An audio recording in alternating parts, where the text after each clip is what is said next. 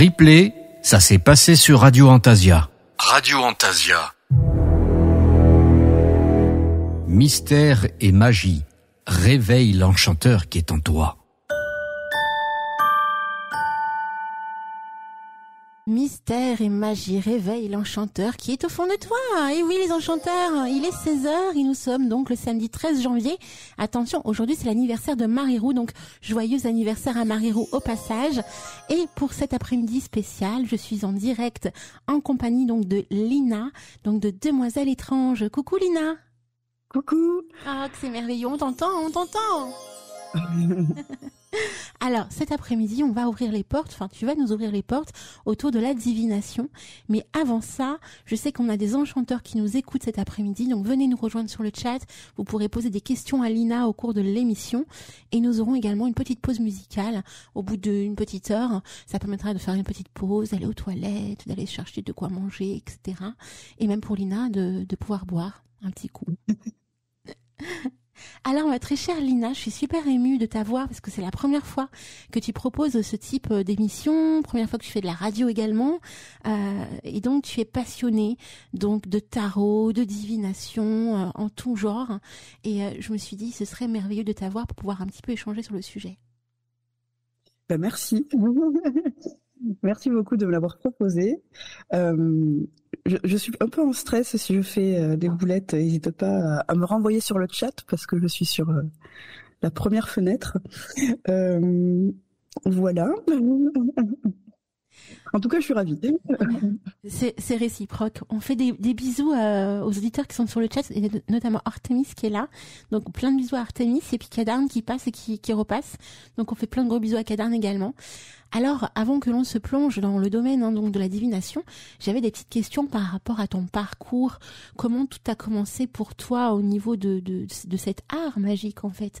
Comment tu t'es passionnée par tout ça? Depuis petite, je suis attirée par la nature, les éléments, etc. Et en particulier avec la divination, j'ai eu une porte d'ouverture avec mon papa, qui lui tirait les cartes. Il ne les tire plus aujourd'hui, mais il les tirait étant plus jeune. Et j'avais pour interdiction de toucher à son tarot. Et il ne m'a jamais tiré les cartes. Énorme.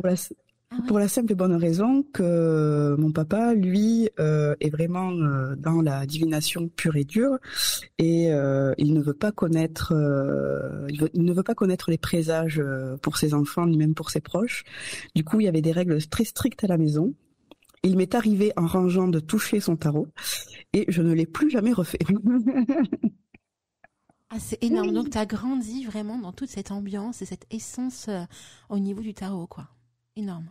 Ben oui et non, parce que il était très discret sur cette pratique, et moi c'est venu que beaucoup plus tard, à l'adolescence, fin d'adolescence, mon intérêt pour le sujet. Et à l'époque, je suis née en 95, donc j'ai été ado dans les années 2000, et la ressource internet c'était compliqué. Surtout qu'à l'époque, on avait une heure de PC par jour. Donc, c'était très compliqué de se documenter. Les librairies n'étaient pas aussi fournies qu'aujourd'hui. Donc, j'ai cheminé très lentement jusqu'à l'âge adulte. Et en 2014, là, c'est les choses sérieuses qui ont commencé, on va dire. Waouh. Alors, je me souviens, justement, tu parles, à l'époque, effectivement, quand on allait sur Internet, on avait des abonnements à l'heure, en fait. Oui, et plus on était tout à fait. et plus on avait de l'argent, plus on avait d'heures d'internet. Alors qu'aujourd'hui c'est fini, là, c'est révolu. Mais ok, donc c'est assez intéressant. Peut-être que inconsciemment ou peut-être même consciemment, quand tu étais enfant en fait, jeunette, tu as vu le côté mystérieux et mystique parce que justement ton papa le cachait. Donc peut-être que tu as eu envie, je sais pas, mais d'avoir envie de gratter un peu plus, non? Oui, il y a eu beaucoup de ça. Bon, après, évidemment, la pop culture me faisait rêver, je pense, comme grand nombre d'entre nous. Et du coup, de fil en aiguille, tout me ramenait à ça, à chaque fois. Ah, c'est fou. Et ton livre de prédilection par rapport à tes découvertes sur le tarot et notamment sur la cartomancie? j'ai un livre de prédilection, mais il est très récent. Parce que c'est mon nouveau livre de prédilection. Il y en a eu plein. Bien sûr, il y en a eu un qui est très célèbre. Mince, j'ai mangé le nom de l'auteur, qui est sur le tarot de Marseille, mais que tout le monde a lu, que tout le monde connaît. Si je le mettrai, je le retrouverai, je te le donnerai tout à l'heure. D'accord. Mais sinon, il y a un ouvrage récent qui est sorti, et il y en a un deuxième en cours d'ailleurs, de Isabelle Nadolny, qui s'appelle Histoire du tarot, origine, iconographie et symbolisme. Et moi qui travaille beaucoup avec les symboles, comment vous dire? Je l'ai mangé 2-3 fois déjà en entier. Il est bardé de post-it et d'annotations et il est vraiment hyper complet. Il y a énormément de recherches parce que Isabelle est historienne au départ et il est vraiment riche d'informations, d'histoires, de très belles cartes aussi, médiévales, anciennes et tout. Enfin vraiment c'est un bijou ce livre. Waouh, là tu me donnes envie là, je peux te le dire. Et donc Lina est également une demoiselle de chez Demoiselles Étranges.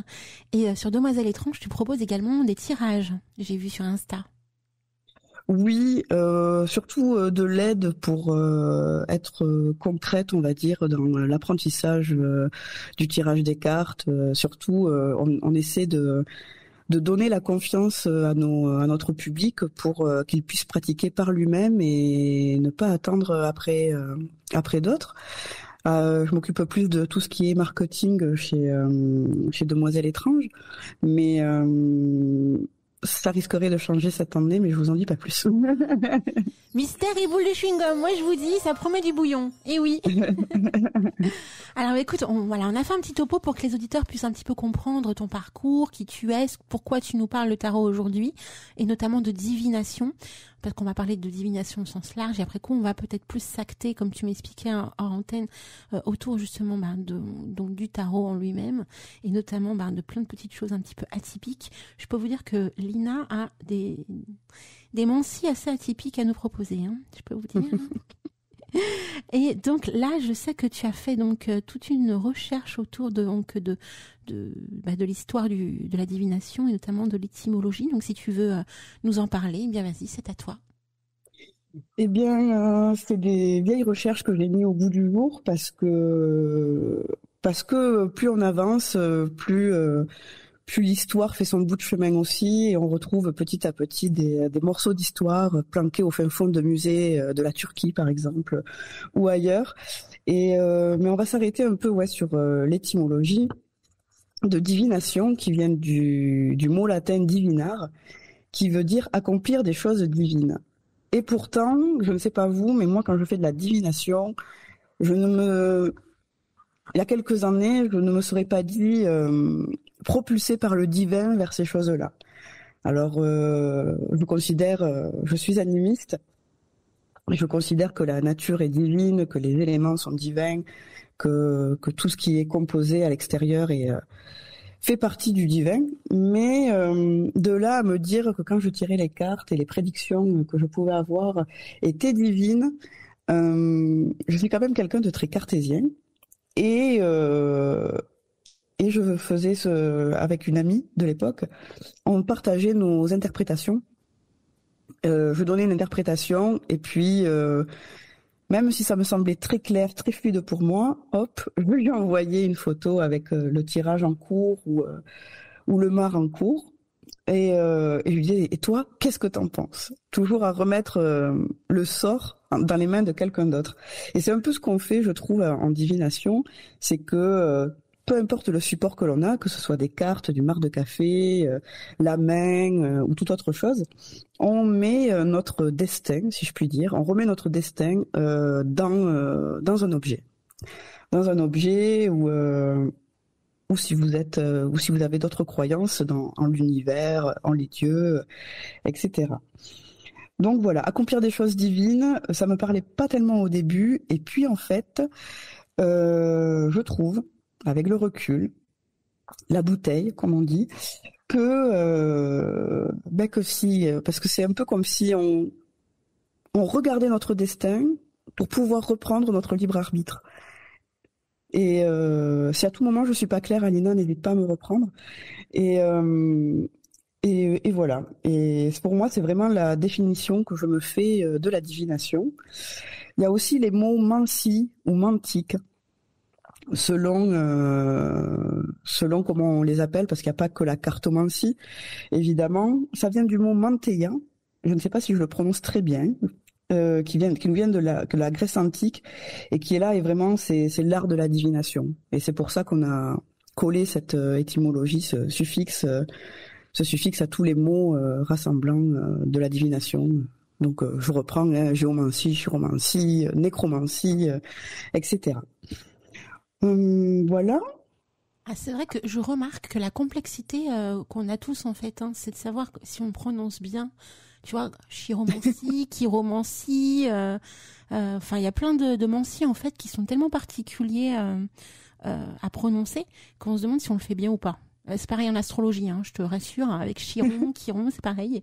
C'est souvent le CH d'ailleurs, je remarque. Oui.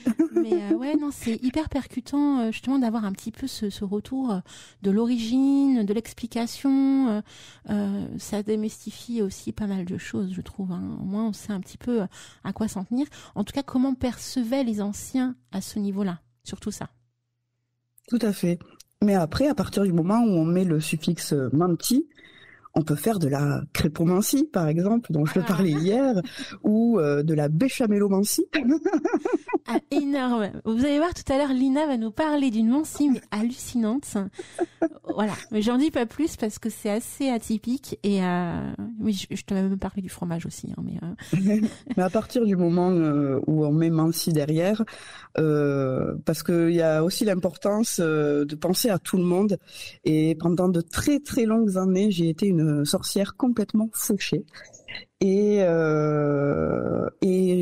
même si je voyais défiler des monstres et des magnifiques beautés de tarot, de boules de cristal qui d'ailleurs coûtent une jambe, et d'autres choses merveilleuses que je n'avais absolument pas les moyens de m'offrir, il a fallu trouver d'autres moyens de faire. Et sachez que pour pratiquer la divination, vous avez besoin de vous et de vous-même et de n'importe quel objet. Vous pouvez faire de la divination avec ce que vous voulez. Et je vais prendre un exemple très concret. Les jeux entre divination et jeu, je trouve que la frontière est mince. Et vous savez, vous avez tous déjà fait au moins une fois ça dans votre vie, à jeter une pièce en l'air. Si c'est face, j'y vais. Si c'est pile, j'y vais pas. Pour moi, ça, c'est déjà de la divination. C'est déjà remettre son destin dans un objet. Et je pense qu'on peut faire avec tout. À l'époque, on récupérait aussi des petits os d'Adibou pour faire des osselets et essayer de deviner les présages en les jetant. Alors les osselets, il me semble que c'est dans un quadrillage, si je dis pas de bêtises. Je suis pas une grande pratiquante du jeu des osselets, donc pardonnez-moi si je me trompe. Mais les dés aussi, les dés étaient très employés dans en géomancie, il me semble. Et ce qui est passionnant avec la divination, c'est que sur tous les continents, il y a une façon de faire. Par exemple, je pense aux natifs d'Amérique du Sud ou d'Afrique qui prennent des plantes de type ayahuasca ou je sais plus l'autre nom de l'autre plante, afin de se mettre dans un état de conscience de conscience modifiée pour pouvoir accueillir des présages du monde subtil. Et il y a d'autres façons de faire en Asie et d'autres façons de faire en Europe du Nord et même au Canada, d'où sont nos collègues. Vraiment, depuis la nuit des temps, chaque continent a eu ses propres expériences, traditions et cultes avec la divination, quoi. Voilà. Ton exemple me fait penser un petit peu, tu sais, ce qu'on faisait quand on était jeunette. Je pense qu'on l'a toutes et tous fait, de prendre une pâquerette, une marguerite, tu sais, à dire est-ce qu'il m'aime, est-ce qu'il m'aime pas. C'est aussi une forme de divination quelque part. Tout à fait. Tout à fait. Carrément. C'est pour ça que je prenais l'exemple de la pièce, qui me semblait aussi, mais la marguerite, ça marche super bien aussi. D'ailleurs, si vous voulez, j'ai un petit... J'ai retrouvé dans mes vieux carnets de la botanomancie. Ah oui, On fait de tout avec tout, vraiment. Pas besoin d'avoir une collection de tarot. Et si vous en avez une, c'est très bien aussi. Mais si vous êtes fauché, vous pouvez être une sorcière aussi, bien entendu, quoi. Et même, j'ai envie de dire que de très nombreuses sorcières sont fauchées de base, on va dire. Oui, de tout base. à fait.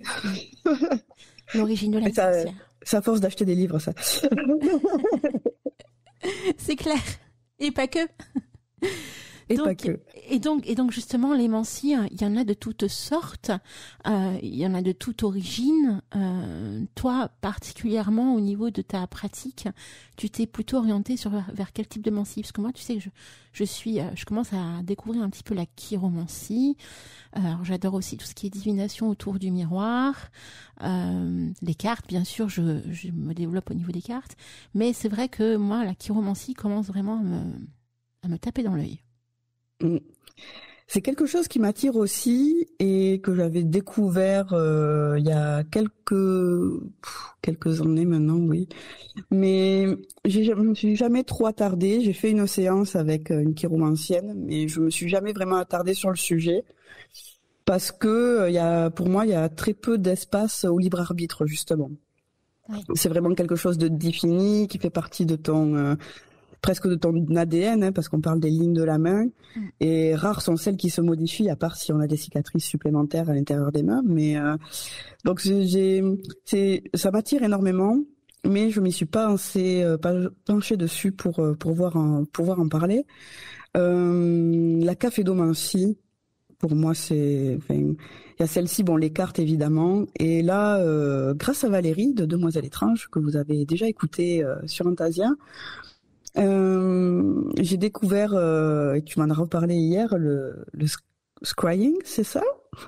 Donc c'est le fait de percevoir des signes à l'aide d'une bougie dans un miroir noir. Et depuis quelques semaines, je me documente fortement et j'ai fait mon petit tour sur Etsy, évidemment.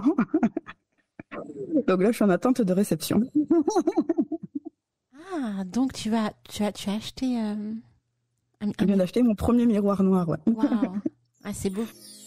On pouvait faire du do it yourself, mais j'ai peur de faire quelque chose de complètement dégueu, je vais pas dire autrement. Donc je préfère qu'une artisane fasse les choses pour moi. Bah, je te comprends parce que moi c'est vrai que j'aime énormément Etsy. Alors pour les auditeurs qui connaissent pas Etsy, c'est un site où il y a pas mal d'artisans en fait qui créent des objets en fait avec leurs petites mains et qui les vendent. Et je trouve que c'est vraiment bien puisque ça permet justement aux personnes qui sont passionnées par un sujet de création de pouvoir vendre leurs petites créations. Et je trouve qu'il n'y a rien de plus beau que d'avoir un miroir créé par les mains d'un passionné de miroir, et notamment dans l'univers sorcière, c'est encore plus beau. Et donc comme toi, moi aussi, j'ai acheté mon miroir noir, bien évidemment, sur Etsy. Voilà. Et il est magnifique, forcément, on aime notre miroir noir, c'est clair. Mais oui, c'est un espace pour des liens, pour que je te passerai communique des livres et tout, je te le ferai passer le lien si des auditeurs sont intéressés aussi par cette méthode divinatoire. Voilà, donc n'hésitez pas à venir sur le chat, ça permettra d'échanger les liens, de voir un petit peu des photos, etc. Si vous voulez partager également des petites choses, des petites astuces autour de vos arts de divination, voilà, le chat est ouvert pour ça, puisqu'on peut mettre des liens, on peut mettre des images, donc allez-y. Je vois Artemis est là, donc si jamais Artemis, pareil, fait de la divination à la maison et qu'elle veut nous donner des petits liens, des petites choses comme ça, qu'elle n'hésite pas, on partagera à l'antenne. Donc pour le moment, tu vas découvrir donc l'art du miroir noir, mais toi t'es plus acté en fait sur la cartomancie. Oui, la cartomancie, c'est vraiment, on va dire, mon domaine de prédilection. Je découvre tout juste le normand, mais en divination, j'ai envie de dire, on en découvre encore tous les jours. Ça va faire presque 2014, je ne sais pas compter, mais ça fait longtemps que je pratique la divination maintenant. Et 2024, oh purée. Non, ça y est, je sais compter, mon Dieu. Mais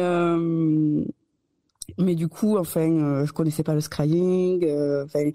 Tous les jours, on peut en découvrir en fait. Et ça, c'est génial parce que on peut pas se lasser, ça renouvelle toujours le répertoire. Et oui, la cartomancie, ça reste mon domaine de prédilection, bien que je découvre du coup l'oracle le normand que je n'ai jamais pratiqué. Ça fait 2-3 ans maintenant que je fais de la caphédomancie aussi et que j'adore ça. Qu'est-ce qu'il y avait? Ah oui, et en kitchen witchery. Donc pour ceux qui connaissent pas, c'est la pratique sorcière autour de la cuisine et du foyer. J'essaye d'immiscer aussi la divination un peu dedans, notamment la connexion aux ancêtres, qui est une pratique qui me tient particulièrement à cœur. Et voilà. Et du coup, je trouve qu'il n'y a pas mieux que la cuisine pour se connecter à ses ancêtres. Donc, je pratique beaucoup avec mes cuillères et mes spatules. Waouh! Alors, quand tu me parles de café Domancy, tout de suite, alors je sais pas pourquoi, hein, mais tout de suite, moi, je pense à Harry Potter. Alors, j'ai jamais testé la café Domancy, mais c'est vrai que ça a l'air passionnant. Alors, comment ça se passe? Voilà. Donc, j'imagine c'est avec le marc de café, donc tu dois avoir une cafetière. Oui. Tout à fait, c'est avec le marc de café. C'est une pratique qui nous vient de Turquie. Vous connaissez sûrement le fameux café turc où on fait l'infusion du café directement dans la tasse. Du coup, on ne boit jamais le fond, à part si on est un peu sado, mais on ne boit jamais le fond de son café turc parce que justement, il y a le marc au fond de la tasse. Et du coup, on garde ce petit, allez, on va dire, ces petits 5 millimètres de café au fond de la tasse. Et on peut boire aussi avant le café en conscience avec notre demande. Et on le retourne sur son dessous de tasse. On le remue, alors selon les croyances, il y en a qui le remuent 3 fois, 6 fois, peu importe. Et à la fin, on retourne la tasse en prenant garde qu'il n'y ait plus d'eau dedans. Et le marc va dessiner des symboles sur les contours de la tasse, et c'est ça que vous devez interpréter. Et personnellement, je suis mes propres analogies personnelles, on va dire, pour la café Domancy. Je pense que sur Internet, on peut trouver facilement plusieurs symboles qui ressortent assez souvent en café Domancy, notamment les vagues, la croix, etc. Mais j'ai choisi le pari de mes propres analogies personnelles, comme avec certains oracles, pour que ce soit propre à moi, propre à mes propres symboliques qui m'appartiennent, et pas forcément aux symboliques collectives. Voilà. Alors c'est vrai que il existe également la tasséomancie, hein, donc là par contre c'est autour des feuilles de thé. Donc il y a le système avec le café, il y a le système avec le thé. En fait, comme tu t'expliquais tout à l'heure, tout est possible. Peu importe le support, on peut faire la divination avec n'importe quel objet, quoi. Notamment la bibliomancie. Oui. Une pratique évidemment que j'adore. Bienvenue au club. Bienvenue au club. Avec n'importe quel livre, ouais. Avec n'importe quel livre. Bon, j'ai mes livres préférés quand même pour le pratiquer, mais vraiment avec n'importe quel support. Mais c'est dingue. C'est d'une clarté. En plus, souvent les réponses que vous ayez un roman love fantasy ou que vous ayez même un livre de cuisine. Ou souvent dans les livres de cuisine, on a un peu l'histoire du plat ou des choses comme ça.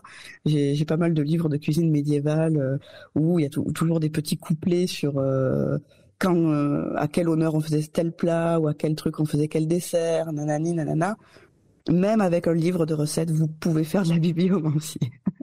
C'est vrai, parce qu'il suffit tout simplement en fait de prendre n'importe quel livre, de poser une question et d'ouvrir n'importe quelle page et de mettre son doigt sur un mot, ne serait-ce qu'un mot ou une phrase, et bim, ça a un sens en fait qui ressort. C'est assez dingue, je trouve. Oui.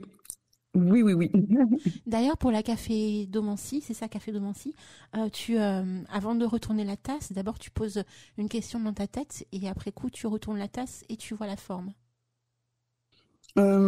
J'essaye de pousser parce que un peu plus, je fais vraiment une différence entre la guidance et la divination. Et du coup, je me prépare toujours un petit peu avant. Quand je fais mon café pour la divination, je me mets dans un contexte, enfin dans une ambiance. Je suis quelqu'un qui marche beaucoup à l'ambiance dans ma pratique, donc je m'allume souvent une petite bougie. J'ai des brumes que j'ai préparées spécialement pour la divination, donc j'en mets sur les poignets. Et je vais penser à ma question durant tout le moment où je vais boire mon café, et aussi quand je vais le tourner. Mais quand je vais retourner ma tasse, je vais plutôt être en mode s'il te plaît, sois précis, quoi. Me fais pas tourner Boric pendant 3 tasses parce que sinon je vais pas dormir de la nuit. Sois précis, quoi. Ouais, alors c'est ça que je trouve dingue aussi et merveilleux. C'est vrai qu'on peut imaginer aussi de le faire sur l'instant T. Voilà, j'ai mon petit café et puis je fais mon petit vœu ou je pose ma petite question. Ça peut marcher. Mais c'est vrai que dans le milieu witch, on aime beaucoup créer une ambiance, une atmosphère avant de se préparer à une mancie en particulier. Et par exemple prendre un bain relaxant, etc. En fait, tout travail magique, en fin de compte, est assujetti en amont à une préparation émotionnelle. Et je trouve ça magnifique en fait, parce qu'on prend vraiment ce temps pour soi, on se pose, on oublie tout et on se met en mode witch, quoi. C'est un petit peu ça. Totalement. Et puis je trouve que moi, ça m'aide beaucoup pour m'ancrer, pour être dans le moment présent, parce que si je faisais ça avec mon café du matin, par exemple, le matin, j'ai le mauvais réflexe, dès que le café coule, de regarder mes mails, de regarder ce que j'ai peut-être loupé la veille, rattraper les conversations, par exemple, avec Demoiselles étranges, si les filles ont discuté sur les groupes. Je suis directement dans la bulle de ma journée qui commence. Et je suis pas ancrée pour la pratique. Alors que si je fais mon café tranquillement dans une ambiance, je vais m'ancrer beaucoup plus facilement. Si je cherche à me connecter à une entité particulière ou un égrégore particulier, enfin il va y avoir toute une importance autour de l'ambiance justement pour que je sois vraiment là et pas préoccupée par ma journée qui se lance ou autre chose, quoi. Waouh. Je ne sais pas comment tu pratiques, mais ça m'intéresse aussi. Avant que j'explique, Artémis qui nous dit qu'elle aime beaucoup, elle aussi, la bibliomancie et qu'elle aimerait bien essayer la tasséomancie. Alors c'est assez intéressant parce que on a la sensation aussi après coup, hein, vous le direz, les enchanteurs, il y aura peut-être 2 teams en fait, la team café, la team thé en fait. Qui sait? Donc voilà, à voir. Mais c'est vrai que moi personnellement, j'ai jamais essayé donc la caféomancie ni la tasséomancie.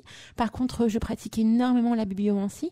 Et la bibliomancie, en fait, c'est je crée pas forcément une ambiance. En fait, j'ai toujours un petit livre avec moi dans mon sac. Et quand j'ai envie, d'un seul coup, quand ça me prend, j'ouvre la page, n'importe quelle page, et puis j'ai une réponse. Donc ça, c'est surtout pour la bibliomancie qui est, à mes yeux, quelque chose qui est très spontané en fait. Ça peut être, si imaginons je vais chez toi, Lina, que je vois ta bibliothèque, d'un seul coup ça va me prendre, si on se connaît bien et qu'on a l'habitude de se côtoyer, bien sûr, hein. Sinon je le fais pas que quand je connais pas les gens ou que je découvre les gens, j'ose pas, hein. Mais par contre, quand je connais très bien les gens et je vais chez eux, eh bien ça peut m'arriver, par exemple, d'aller voir la bibliothèque et d'un seul coup de prendre un livre et d'ouvrir une page au hasard, tu vois. C'est vraiment quelque chose, pour moi, la bibliomancie qui est très spontanée. Par contre, le miroir noir, c'est toute une ambiance, une atmosphère, comme toi, hein, que je prépare en amont. J'aime beaucoup, d'ailleurs, le faire en me préparant en amont émotionnellement et aussi physiquement, donc un bon bain relaxant avant. Je le fais la nuit. Et quand c'est possible, quand c'est le week-end par exemple, ou même quand la nouvelle lune tombe le dimanche soir, je suis aux petits oignons, je suis comme une folle parce que forcément le lundi je travaille pas, donc je sais qu'après coup j'ai toute ma nuit du dimanche pour faire ma petite popote et ma divination autour du miroir noir. Donc ça arrive pas souvent, hein, le dimanche, mais quand ça arrive je suis comme une folle. Et après comme le lundi je peux me reposer forcément. J'en profite. Et pour la divination par le miroir noir, pour ma part, les réponses que j'ai se ressortent énormément dans mes rêves en fait. Donc je ne sais pas si c'est le cas des auditeurs qui pratiquent le miroir noir, mais c'est vrai qu'il y a une période de mon cheminement, notamment à mes débuts, j'avais énormément peur du miroir noir parce qu'on avait des retours dans des bouquins, des expériences, etc. qui nous disaient que c'était fallait faire attention et blablabla. Suivant comme on était au niveau émotionnel avant de se positionner devant le miroir noir, on pouvait y voir des formes, etc. C'est vrai qu'il peut se passer des choses parce que l'ayant vécu personnellement, on peut voir des choses un peu étranges, notamment la flamme de la bougie qui vacille et c'est assez dingue. Moi j'aime bien mettre une petite musique d'ambiance également, des bougies bien particulières et je t'expliquais également que j'avais le jeu de cartes de Marc Neu, qui a donc sorti un jeu de cartes, un d'oracle très particulier et qui se positionne devant un miroir. Et quand tu le mets devant le miroir, tu as la réponse de la carte. Et quand tu la regardes là, comme ça, avec tes yeux, eh bien, la réponse est à l'envers. Donc, il faut positionner la carte devant le miroir pour avoir la réponse. Et j'ai trouvé ce mix entre utiliser l'oracle de Marc plus le miroir noir, plus les bougies autour, les petits encens, etc. Vraiment quelque chose d'assez enchanteur. Donc, j'ai notamment la réponse avec la carte. Donc, je fais à la fois de la cartomancie et à la fois du miroir noir, où j'ai justement la réponse dans mes rêves. Donc c'est vraiment hyper percutant, je trouve. Je fais des rêves de dingue en fait à chaque fois et j'adore. Ça me parle beaucoup. J'ai vraiment très très hâte de recevoir mon miroir. C'est une pratique qui me perturbe beaucoup parce que dans mon imaginaire, et peut-être que c'est justifié, pour moi les miroirs sont des portes très forte en fait avec le monde subtil et j'y vois ça me perturbe, c'est une pratique qui me perturbe beaucoup et que j'ai très envie de découvrir. Je meurs d'impatience en vrai. Alors personnellement je suis plus orientée sur les vies antérieures dans ma pratique du miroir noir, beaucoup plus que est-ce que bidule machin, je vais avoir bidule machin, tu vois, ce genre de choses. Ça m'intéresse beaucoup moins. Même dans la pratique au sens large, ça m'intéresse pas de savoir si je vais gagner au loto ou si Pierre-Paul Jacques va être amoureux de moi, tu vois, ce genre de choses, ou faire revenir mon ex. Bon, après je suis mariée, c'est normal, mais ça m'intéresse pas trop. Non, c'est plutôt tout ce qui est vie antérieure, évolution personnelle. Qu'est-ce que je dois faire évoluer dans ma vie pour pouvoir aller dans le mieux. Tu vois, c'est des choses comme ça en fait. Et j'adore aussi aller dans des mondes enchanteurs. Donc, comme je suis très faérie, forcément, le miroir noir, moi, ça me transcende en fait, totalement. Tout à fait, mais je pense que c'est l'usage que je vais en avoir, d'essayer de reconnaître peut-être les signatures énergétiques un peu plus profondément avec le miroir. C'est quelque chose que j'espère travailler. Mais peut-être que je viendrai en parler dans une future émission, qui sait. Et ça pourrait devenir une émission un peu, tu vois, où on retrouve un petit peu nos pratiques et nos ressentis sur différents sujets de la pratique. Et c'est vrai que la divination, ça fait quand même partie, à mes yeux en tout cas, d'un art qu'on utilise beaucoup en fait. C'est l'une des premières arts magiques en fait. Le plus simple, comme tu disais tout à l'heure, n'importe quel objet peut devenir divinatoire. Donc, quand on est débutant, on peut s'amuser, entre guillemets, à développer ses sens autour de ça. Oui, tout à fait. Son imaginaire, son intuition. Vraiment, je vois vraiment le tarot en particulier comme un outil pour apprendre à se connaître. Et je pense qu'on peut transposer ça à tout art divinatoire. Je vous parlais tout à l'heure de botanomancie. Et j'ai rencontré au Tarot Festival cette année une super nana, donc je vais vous dire le nom parce que vraiment je ne veux pas l'oublier. Elle s'appelle Marine Lafont et elle vit dans les montagnes des Alpes entre l'Italie et la France, et elle a fait le tarot des plantes sauvages où elle est vraiment allée dans la forêt près de chez elle, apprendre à connaître, à regarder défiler au fil des saisons 21 plantes. C'est un travail qui lui a pris 6 ans avant de développer son tarot. Et quand on associe, pour peu qu'on s'intéresse un peu à l'herboristerie sauvage, quand on se rend compte des associations qu'elle a fait, mais il y en a certaines, j'étais là, mais oui, évidemment. Et en fait, au premier abord, on aurait pu se dire, oui, bon, c'est bien.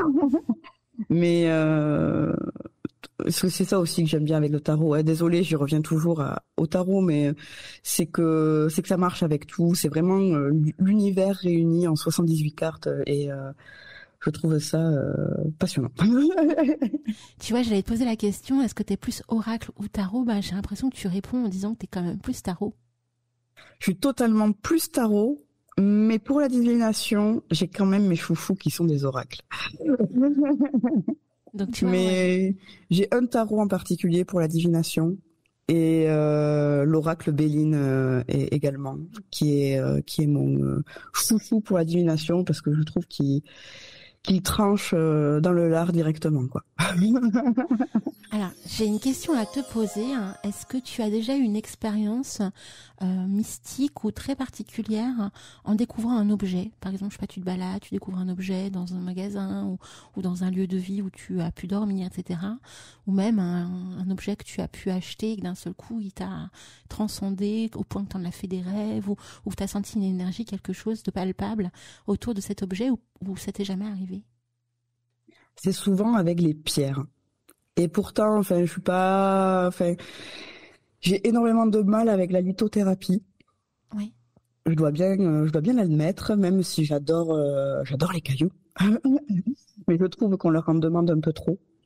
C'est-à-dire que je comprends pas souvent les associations et les correspondances avec les minéraux. J'ai beaucoup du mal à me dire que l'améthyste c'est spécialement pour les rêves, que l'aventurine c'est spécialement pour ça, pour ci. Je pense que soi-même on peut faire, c'est ce que je disais tout à l'heure par rapport à mes propres analogies avec les signes dans la tasse. Je pense qu'on peut faire nos propres analogies avec une pierre. Je suis très reliée, et ça malgré moi. J'ai appris en plus il y a 2 semaines, même pas un peu plus, à Noël, que le grenat était ma pierre de naissance. Et j'ai toujours eu une sensibilité à cette pierre assez particulière où par exemple, peut-être que ça vous arrive quand vous allez dans une boutique trouver une pierre, et j'insiste sur trouver, parce qu'il y en a plein. Il y en a plein de plusieurs sortes, de plusieurs tailles, polies, pas polies, etc. Mais c'est cette pierre. C'est cette pierre que vous choisissez et pas une autre. Et moi, j'accorde une forte importance à ça quand je choisis. C'est vraiment à l'intuition. Et parfois, il y a des bracelets, des pendentifs qui m'ont mis très mal à l'aise. Que j'ai pas pu porter, ou même qui m'ont fait chauffer la peau. Alors, au début, je pensais qu'il s'agissait d'un pendentif qui était pas en argent ou quoi que ce soit, et que ça m'avait inflammé parce que c'était pas comment dire, parce que c'était du plastique, quoi. Et pas du tout. Et c'est vraiment l'énergie du caillou qui me correspondait absolument pas. Et plutôt des sentiments où d'être mal à l'aise ou d'être vraiment enjoué face à une pierre. C'est des choses qui m'arrivent souvent. Et après, pareil, les tarots, je les choisis beaucoup à l'intuition aussi, à la connexion. Et tous les tarots que j'ai, je commence à en avoir pas mal. Et ils ont vraiment une fonction attitrée, quoi.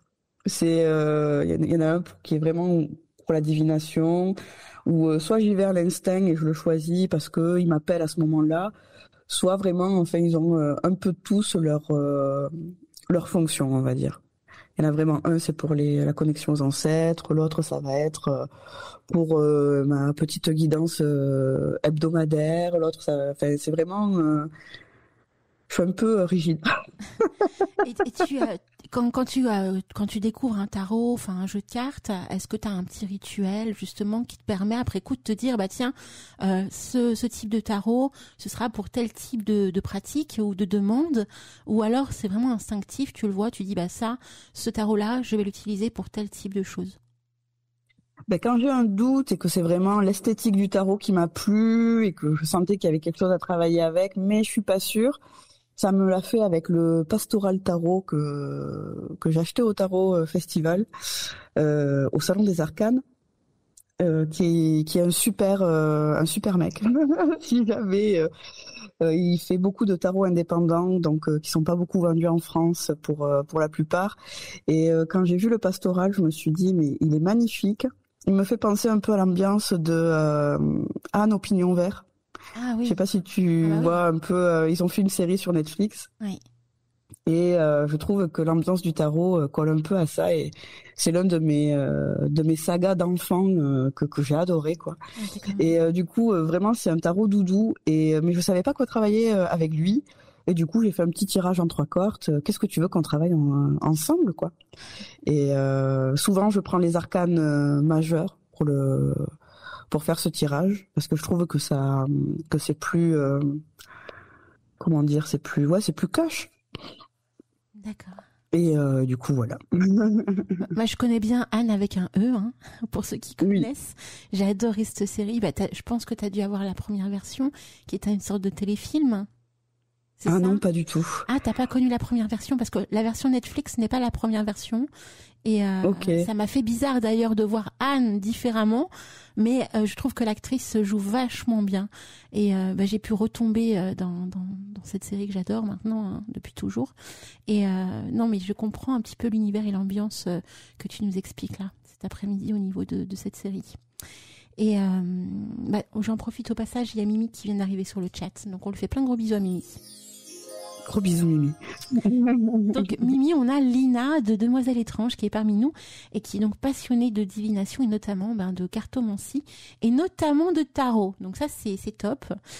Lina, alors est-ce que tu as eu l'occasion, par exemple, pour te connecter à tes cartes, de dormir avec, de faire des méditations avec, ou alors c'est vraiment instinctif, quoi. Ils sont avec toi, tu les prends, tu fais ton ambiance, etc.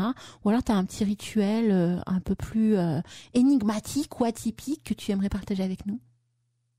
Alors j'aime bien les charger. C'est-à-dire que peu importe la pratique magique, quand il faut charger, j'ai toujours la même façon de faire, c'est que je tiens l'objet en question dans mes mains et je stoppe ma respiration jusqu'à ne plus en pouvoir. Et c'est ma façon de charger en fait tous mes objets. Donc je fais ça aussi pour les tarots quand j'ai besoin d'une énergie particulière à un moment clé.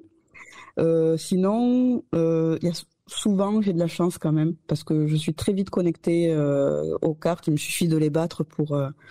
Mais je me rappelle du jour où j'ai eu le Deviant Moon, qui est vraiment un tarot qui sort du lot. Et qui, à ce jour, je n'ai pas... j'ai jamais eu une autre connexion à un tarot qu'avec celui-ci. Et il a dormi presque 15 jours avec moi sous mon lit, sous mon coussin plutôt. Avant que je puisse tirer les cartes. Il m'en a fait baver ce tarot et maintenant on est inséparables. Et c'est vraiment celui qui répond le plus justement, le plus précisément à chaque fois.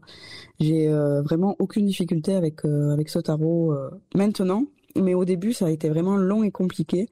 Et j'ai même pensé au bout d'un moment, ça faisait... moi, j'aime bien tirer et y aller dès que j'ai le tarot en main. Et lui, il voulait pas, quoi. J'avais l'impression qu'il me rejetait.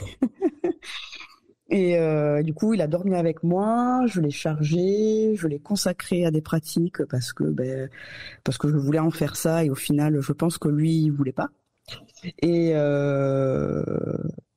Et puis au final, voilà, c'est le meilleur tarot du monde. Mais oui, je pense qu'il y a plein de petites astuces, mais le prendre même aussi dans le quotidien avec soi. L'avoir sur soi, par exemple, tu sors en ville faire des courses, et tu glisses le tarot dans ton sac à main ou tu le mets dans ta voiture si tu travailles en déplacement ou même c'est bête, mais dans son sac, dans le casier au travail, tu vois, ça peut le garder à proximité de la peau, enfin de soi-même. Je trouve que c'est ce qui marche le mieux pour se connecter aux cartes. Il faut qu'il capte ton énergie à un moment ou à un autre, quoi. Ouais. Et même si c'est plus long de temps en temps, vendez pas vos tarots. Attendez un peu quand même. Alors, moi, je trouve ça dingue parce que, moi, j'aime tellement les cartes. Après, je suis pas super douée non plus à fond, mais je les aime tellement que si je les achète, en fait, je peux pas m'en séparer. Tu vois, je sais pas comment expliquer. C'est comme si je me séparais d'une partie de moi quelque part.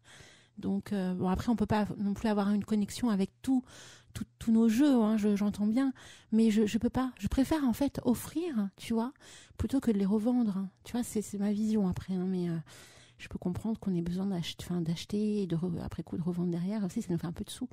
Mais je sais pas, moi ça me perturbe de me dire de vendre un de mes objets, un de mes outils.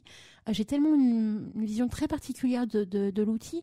Je dors avec, je fais des méditations avec, je fais des rêves avec, que je me dis c'est comme explique Mimi, elle le dit très bien, que c'est important qu'on imprime notre énergie également, hein, que ce soit dans le tarot ou même dans n'importe quel outil magique qu'on utilise, que de me dire de le vendre, mais c'est comme si je vendais une partie de moi-même, quoi. Tout à fait. Je dis ça, mais j'en ai jamais vendu. J'en ai offert, mais j'ai jamais réussi à les vendre.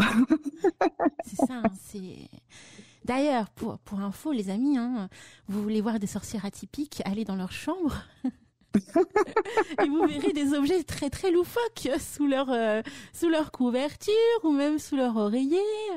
Même dans la maison. Hein. Ah oui, même dans la maison. Oui, c'est sûr. Je ne cache rien chez moi parce que très peu de personnes, au final, à part des gens qui me connaissent vraiment bien, viennent à la maison et des fois, je change un truc. Par exemple, pour la protection du foyer, chaque année, je renouvelle les protections et j'essaye de nouvelles choses, parfois. Et même mon chéri, il rentre dans la maison, il est là, mais qu'est-ce qu'elle a encore fait? il se demande un peu ce qui se passe. Je fais, non, t'inquiète, tout va bien. Je renouvelle. Ah, d'accord. Oui, il t'aime aussi pour ça. Hein. Je peux vous dire que c'est vrai que quand on vit en couple, des fois, c'est un peu atypique les situations. Mais j'entends. Tout à fait. Je crois que le pire pour moi, en tout cas à mes yeux, c'est dans la chambre, parce que forcément, comme tout est, enfin, il y a plein de choses qui sont sous mon oreiller, hein, bien sûr. J'imagine que c'est pareil pour toi. Donc des fois, mon mari il regarde l'oreiller, il me dit mais qu'est-ce qu'elle est encore en train de faire? Mais qu'est-ce qu'elle nous fait là? C'est quoi ce beans? Mais bon, il nous aime aussi pour nos côtés un peu loufoques, quoi. J'avais oublié, j'ai honte. Un jour, j'ai oublié un charme sous le lit avec des herbes qui étaient pas super bien séchées et mon chéri, en faisant le ménage, s'est rendu compte que ça avait collé au sol. Moi, je m'en suis même pas aperçue et je l'avais oublié le charme parce que j'essaie souvent justement pour que les choses s'actent d'oublier que j'ai pratiqué et que j'ai fait la chose. Mais là, ça avait super bien marché et j'ai super oublié le sachet sous mon lit. C'est vrai que c'est l'une des clés quand tu fais un charme, c'est il faut après coup oublier que tu l'as fait, et bah oui, forcément. Mais j'ai oublié, mais oublié quoi. Et non mais au bout d'un moment, stop, Lina, faut que stop quoi. Énorme. Aïe. Mais bon, c'est les aléas de chaque pratiquant, je pense. Oui. On a chacun nos anecdotes. D'ailleurs, les amis qui sont sur le chat, qui êtes sur le chat, si vous avez des anecdotes justement autour de tout ça, vous n'hésitez pas à papoter, à expliquer un petit peu comment ça se passe pour vous. On se fera un grand plaisir de lire ce que vous expliquez. Il y a Artemis notamment qui a partagé, tu sais, tout à l'heure, donc tu parlais des pierres, et elle dit peut-être est-ce dû à la façon dont la pierre a été extraite de manière éthique ou extraire violemment. Et c'est vrai que dans les boutiques, etc., qui nous vendent des pierres, on ne sait pas forcément comment la pierre a vécu tout ça. Elle peut avoir vécu des choses assez violentes dans la manière donc de la récupérer. C'est vrai, hein, on n'y pense pas, mais ça peut aussi venir de là, en fin de compte, ce ressenti d'énergie autour d'une pierre qu'on se dit, oula, je la sens pas, quoi, c'est un truc bizarre. Tout à fait. Tout à fait, et je pense qu'il y a énormément de ça, notamment dans les plusieurs bracelets que l'on m'a offerts et que j'arrivais pas à porter. Et je pense qu'il y a sûrement une énorme part de ça dans ma pratique journalière, on va dire que j'y fais super attention. Par exemple, j'ai pas de lapis lazuli à la maison parce que ça vient de trop loin, il y en a pas en France. Je suis une sorcière qui est très, on va dire, connectée au territoire. Et du coup, le plus loin que je prends souvent, c'est l'Auvergne, parce que c'est là où on a pratiquement toutes nos pierres en France. Et c'est rare que j'ai des pierres qui viennent d'ailleurs. J'ai un œil céleste autour du cou quand je vous dis ça, et ça vient très certainement de l'étranger, mais c'est quand même super rare que j'ai des pierres qui viennent de l'étranger à la maison. Et quand c'est le cas, je me fie à 2-3 boutiques. Pareil, je pourrais vous donner peut-être les noms après. 2-3 boutiques en ligne dont je suis sûre de la provenance et de l'éthique qu'il y a derrière. Parce que je sais pas si vous savez comment on extrait des pierres, mais souvent c'est carrément des chemins de spéléo. Et à l'étranger, vu que certains trous, un adulte ne peut pas rentrer dedans, c'est souvent les enfants qui, sans masque et sans protection, vont chercher les cailloux au fond de mines abominables, et très noires, très sombres, où il y a du soufre qui se dégage et tout. Et Et c'est quelque chose dont j'ai pris conscience il y a quelques années auprès d'une super nana qui vend des pierres du côté de Rocamadour, dans le Lot, dans le sud de la France, si vous connaissez, si vous êtes de par là. Et quand j'ai su ça, j'étais là, ah ouais. Et je suis allée voir une mine parce que j'ai appris qu'il y avait une mine de citrine et de, je sais plus quelle autre pierre, de fluorite, pas loin de chez moi. Et je suis allée voir comment c'était. Et en fait, c'était grillagé. Et c'était des grands grillages, enfin des grandes tôles, mais de 3-4 mètres. Et derrière, il y avait des énormes tas de sable. Et ça n'a rien de glamour. Hein. Et il y a des mecs qui sont sur des mini-pelles toute la journée en train de creuser. Alors eux, ils extraient le sable ou d'autres matériaux pour sûrement pour le bâtiment ou des choses comme ça. Et au milieu, il y a les cailloux. Et les cailloux sont récupérés par des sociétés spécialisées en extraction. Et je trouvais ça quand même assez fou parce que dans d'autres pays un peu plus on va dire moins développés, c'est les gamins qui y vont quoi. C'est terrible. J'ai dévié, désolée. Non, mais après c'est intéressant aussi parce que ça fait partie de la divination, s'intéresser à la lectothérapie également. Et on peut aussi comprendre aussi qu'on ait une vision particulière de cet art. Parce que il y en a qui abusent, forcément, c'est les grandes sociétés qui vendent ces pierres et qui utilisent à tort et malmènent des enfants pour ça, quoi. Donc, on peut ressentir certaines énergies particulières autour de certaines pierres parce que justement derrière il s'est passé un truc qu'on ne sait pas, mais qu'on ressent quand même. Donc, c'est important. C'est ça. On a Marie qui est passée faire un petit coucou sur le chat, on lui fait de gros bisous. Et on a Mimi qui nous explique que elle, de son côté, son jeu de tarot, elle le met sur sa table de nuit pour pouvoir s'imprégner de son énergie. Et elle change régulièrement la carte qu'elle met en évidence. Donc c'est vrai qu'elle nous explique, Mimi elle propose, tu sais, chaque deuxième samedi du mois, le soir, d'ailleurs ce sera ce soir, un voyage au cœur du tarot. Donc elle nous explique un peu le symbolisme de chaque lame majeure. Et elle nous expliquait effectivement dans l'une de ses émissions qu'il était intéressant et important de se connecter à chaque lame. Donc c'est sympa aussi de voir que toi c'est pareil en fait, t'as la même vision où justement il faut aussi se connecter pour se connecter à la carte. C'est bien de la voir souvent sur soi, la comprendre, l'analyser et puis hop là tu ouvres comme tu disais ton tiroir et tu la vois et tu dis oh il y a peut-être un message là-dedans. Voilà, il y a peut-être un message là-dedans. Non, c'est cool. Alors, quand on a échangé toi et moi pour préparer l'émission, tu m'as dit un truc de dingue. Lina. Et je suis vraiment, quand je vous dis un truc de dingue, vous savez que ma lame préférée, c'est la lame numéro 16, bien sûr.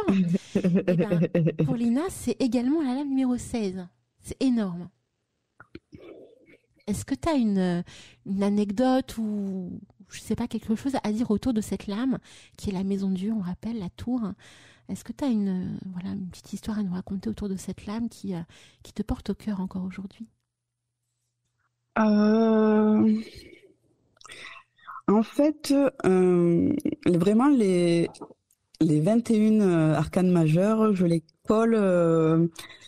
C'est peut-être bizarre dit comme ça, je l'entends, mais je trouve qu'elles se rapprochent chacune d'entre elles à un moment connu de notre vie. Et tu vois, elles nous inspirent pas du tout la même chose à l'une et l'autre. C'est-à-dire qu'Alina y voit une source de créativité infinie. Et quoique, maintenant que je le répète à voix haute, ce que tu m'as dit, il y a un peu de ça, effectivement, parce que moi, je le vois comme la reconstruction, donc créée après un lourd échec. Et moi, j'adore cette lame parce que c'est toujours le signe qu'un cycle se termine, un autre commence, que même si tu souffres, que tu as mal dans un cycle, il y a toujours moyen de refaire un truc bien et différent derrière. Et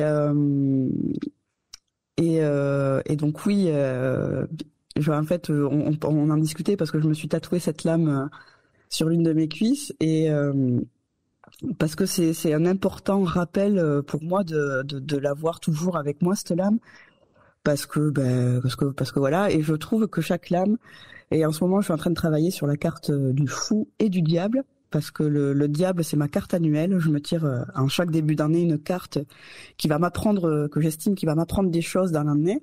J'ai cette pratique depuis 3-4 ans. Et cette année, c'est le diable.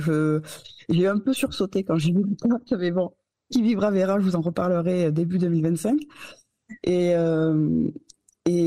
du coup, oui, et là, je suis en train de travailler sur la carte du fou et j'ai essayé d'associer un moment de ma vie clé où j'ai été dans vraiment l'énergie du fou et là la maison de Dieu, elle est aussi associée à une part de ma vie qui a été très sombre et qui m'a amené à ce que je suis aujourd'hui. Et c'est ça que j'aime aussi avec le tarot, parce que au-delà de l'aspect divinatoire, il y a un aspect très psycho où tu peux vraiment projeter ce que tu as vécu ou ce que tu vas potentiellement vivre à travers les lames, quoi. Enfin, je trouve ça hyper précieux et hyper différent d'une personne à l'autre. Et justement, on travaille en ce moment avec des collègues sur la carte du fou. Et je me suis rendu compte que ma collègue Corinne de chez Demoiselle Étrange n'a pas du tout la même vision que moi par rapport à la carte, alors qu'on a une symbolique commune, on va dire, enfin la symbolique qui est connue au fou, qui dans l'inconscient collectif est le même pour tous, on va dire, mais il y a autant de pratiquants que d'interprétations de chacune des cartes, et je trouve ça fascinant, et tous les jours on en redécouvre. Et ce soir je vais encore tirer les cartes à une amie qui vient à la maison, et elle aura sûrement une interprétation tout autre de ce que je vais lui dire en amont, quoi. C'est énorme, c'est passionnant, je trouve. J'avais d'ailleurs une question autour de ça. On en parlera un peu plus, si tu veux, en deuxième partie, sur la méthodologie au niveau des tirages, comment toi tu perçois tout ça. Mais moi, la question que je me posais, c'est est-ce que, par exemple, tu utilises, quand tu sais que tu vas faire des tirages, est-ce que tu te réfères, par exemple, aux positions des planètes ou à une certaine ambiance osmose autour de la pleine lune ou de la nouvelle lune, etc. Ou alors tout ça, en fin de compte, n'a pas vraiment d'importance à tes yeux. Ce qui compte, c'est le moment opportun, en fin de compte. Je suis très... Autant j'aime bien suivre les saisons dans toute autre chose, mais je pratique tellement la cartomancie très régulièrement que oui, par exemple, la nouvelle lune du 11 janvier, j'ai traîné et je pense que j'attendais la nouvelle lune inconsciemment. Parce qu'au bout d'un moment, je voyais le ciel noircir en sortant du travail. Je sors du travail à 20h, donc il fait déjà noir, et je voyais que c'était de plus en plus noir. Je me suis dit, purée, ça va être bientôt la nouvelle lune. Et inconsciemment, je me suis dit, mais t'as toujours pas fait ton tirage annuel, t'as toujours pas posé tes intentions pour l'année, ce que tu voulais plus. Et j'ai eu des fins d'année une fin d'année assez catastrophique. Je me suis dit, allez, fous-toi la paix, Lina, tu verras ça plus tard. Si tu dois voir ça qu'en février, tu verras ça qu'en février, c'est pas grave. Et puis finalement, sans savoir spécialement que c'était la pleine lune, le 11 au soir, je travaillais pas le soir, et paf, j'ai fait mon tirage. Donc, mais c'est pas très démonstratif de ma pratique au final, parce que je tire vraiment les cartes très souvent, et je sais que le lundi c'est plus propice, on va dire, à des interprétations claires, etc. et tout. Mais je ne tire pas que le lundi. Et là, par exemple, c'est un peu au moment opportun. Là, il y a une amie qui vient ce soir à la maison. Je sais qu'elle a un moment de sa vie où elle a de grandes décisions à prendre, et je sais très bien qu'elle va me dire, tu veux pas sortir les cartes? Donc évidemment, bien sûr que je vais sortir les cartes, et voilà, quoi. Énorme. C'est vrai que je sais, quand j'échange avec plein de praticiens qui adorent tirer les cartes, etc., ils me disent, ouais, c'est vrai que souvent ça revient, quoi. Quand tu as des amis qui sont au courant que tu tires les cartes, derrière, bim, à chaque fois tu n'y échappes pas, quoi. C'est un truc de fou. Moi, je sais que ma maman, à chaque fois, elle me le demande. Pourtant, je suis pas super à l'aise, tu vois, je suis pas super douée. Mais à chaque fois, elle me demande. C'est un truc de fou. Allez, fais-moi les cartes. Mais ouais, c'est marrant. Pour moi-même, bizarrement, les interprétations sont toujours claires. Pour les autres, bon. Ça, par contre, tu sais, C'est assez intéressant ce que tu dis, parce que souvent on a tendance à penser, même à croire, au vu de notre expérience, que c'est plus compliqué de tirer pour soi-même que de tirer pour les autres. Mais moi, c'est totalement le contraire, quoi. Ah, c'est dingue. Des fois, j'étais là, des fois, je suis là, mais pourtant, et je trouve que c'est encore plus compliqué quand c'est des personnes que tu connais bien. Par exemple, avec ma meilleure amie, je suis obligée de lui dire, ne prends pas mal ce que je vais te dire. Tu sais que je te connais très bien. Là, on va dire, c'est la cartomancienne qui parle, pas la meilleure amie. Donc, si le tarot te fout une claque, c'est pas moi qui te la fous, d'accord? Et en fait, des fois, je lis le tirage et je suis à deux doigts de rire en mode, mais t'as posé cette question il y a 6 mois aux cartes, c'est les mêmes cartes qui ressortent au bout d'un moment. Enfin voilà, quoi, voilà. Même si c'est posé différemment, on sait très bien où elle veut en venir. Et je suis là, mais bon, écoute. Ouais, elle veut pas le message, quoi. Elle réinsiste. C'est ça. Donc là, je sais mettre le stop aussi pour garder un minimum d'éthique, on va dire. Et puis surtout avec ses proches, c'est compliqué, quoi. Quand c'est des questions hyper personnelles ou même qu'on pose pas la question, mais que vu que tu connais ta meilleure amie, tu sais très bien quelle question elle a posée en découvrant le tirage. Ben, soit ça crée le malaise, soit on rigole beaucoup, quoi. C'est génial. Alors, est-ce que ça te tente une petite pause musicale ? On revient dans quelques minutes ? Tout à fait. Ouais. Tu vas vouloir nous orienter vers quel univers après la pause ? Est-ce que tu veux nous parler du fameux Mancy très particulier que tu m'as fait découvrir dans la semaine ? Oui, pourquoi pas. Allez. Carrément. On va parler de ça après la petite pause musicale, les amis. On se retrouve donc dans quelques minutes. Venez nous rejoindre sur le chat. Donc on a Artémis, on a Lina qui est aussi là. Hein. Il y a Mimi également qui est là. Il y a Marie qui est passée, qui est repartie. Et Kadan qui passe de temps en temps également. Ah bah voilà. Bah, au moment où j'en parle, il y a Sylvain qui est là. Donc plein de bisous à Sylvain. Donc on va faire une petite pause. Et donc alors, ma très chère Lina, je ne sais pas si tu connais le groupe Bub Dame Koenig. Alors je ne sais pas si je le dis bien. Pas du tout. Donc voilà, c'est le titre Winter Wind. Voilà, donc de ce groupe-là. Donc tu vas voir, c'est assez nordique, c'est assez winter. D'ailleurs, le titre Winter Wind, c'est pas pour rien. Donc ça peut être très sympathique pour se connecter à l'énergie du mois de janvier en plein hiver. Donc on se retrouve juste après cette petite pause musicale, les amis. À tout à l'heure. Replay, ça s'est passé sur Radio Antasia. Radio Antasia. Mystère et magie, réveille l'enchanteur qui est en toi. Et oui les amis, mystère et magie, réveille l'enchanteur qui est au fond de toi. On revient en live. Ça va toujours ma petite Lina ? Oui, toujours. J'ai bu un peu d'eau, ça va mieux. Ah oui, et oui, quand on papote, c'est sûr qu'on a besoin de boire, hein, ça je te confirme. Alors, donc, tu m'as parlé d'une Mancy très particulière cette semaine pour préparer cette émission. Est-ce que tu veux un petit peu plus détailler pour les auditeurs ? Alors, je suis une grande passionnée de recettes de cuisine. Notamment, comme je le disais tout à l'heure, c'est quelque chose qui, je trouve, nous permet de nous connecter à notre lignée, à nos ancêtres, peu importe qu'ils soient. Alors, je vais parler peut-être un peu de ma pratique avec ma connexion aux ancêtres, parce que je pense que ce sera plus clair du coup pour pouvoir parler de cette partie de ma kitchen witchery. Je définis les ancêtres comme seulement pas ceux. Excusez-moi. Je pense qu'il y a 3 catégories d'ancêtres. Les ancêtres de sang, les ancêtres de lieu et les ancêtres, on va dire, de tradition. Donc les ancêtres de sang, ce sont les membres de votre famille, par exemple.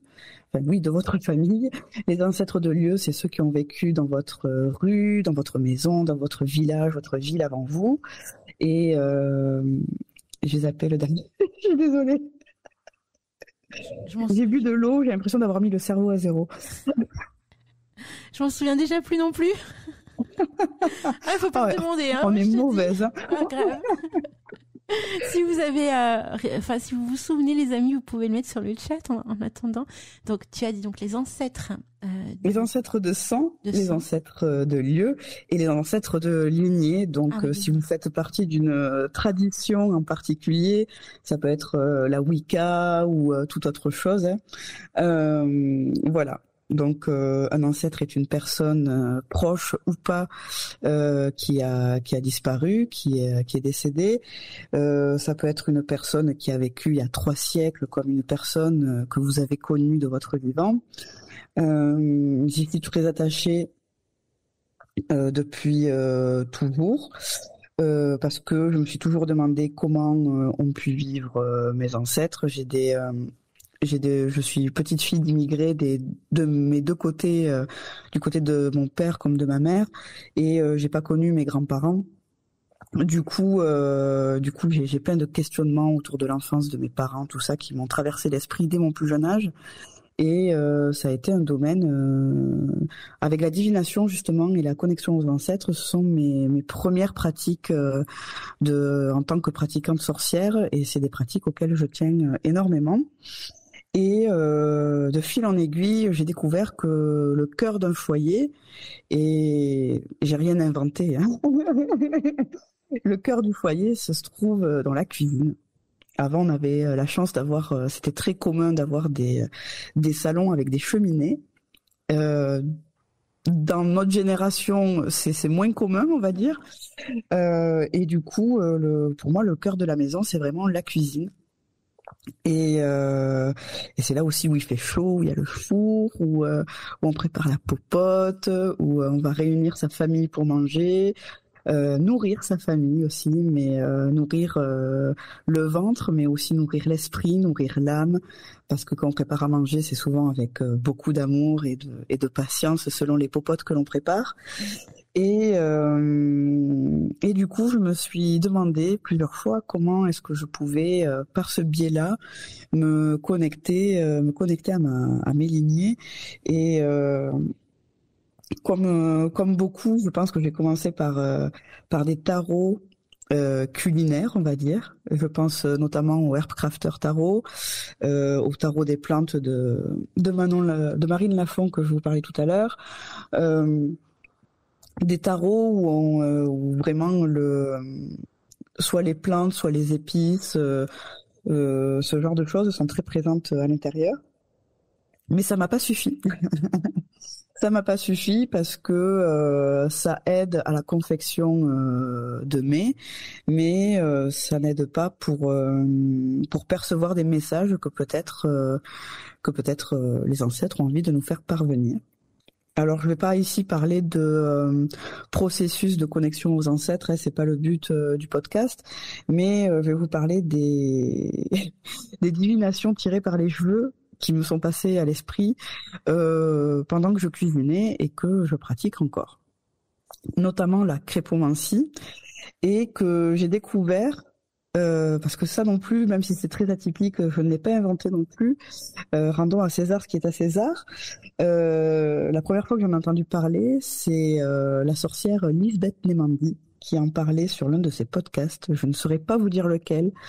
Et j'étais là, la crépomancie. Qu'est-ce qu'un baragouine? Et j'ai regardé vite fait sur 2 ou 3 blogs et j'ai rien fait comme eux. J'ai rien fait comme eux parce que ça me parlait pas. Et j'ai décidé de diviser ma poêle en 4 parties. Justement, j'adore les cartes, mais les questions fermées, donc les questions auxquelles on peut répondre par oui ou par non, ben avec les cartes, c'est un peu compliqué. Qu'on se le dise, à part si vous avez un oracle hyper tranchant, hyper net, comme l'oracle de G par exemple, c'est compliqué d'avoir une réponse par oui ou par non.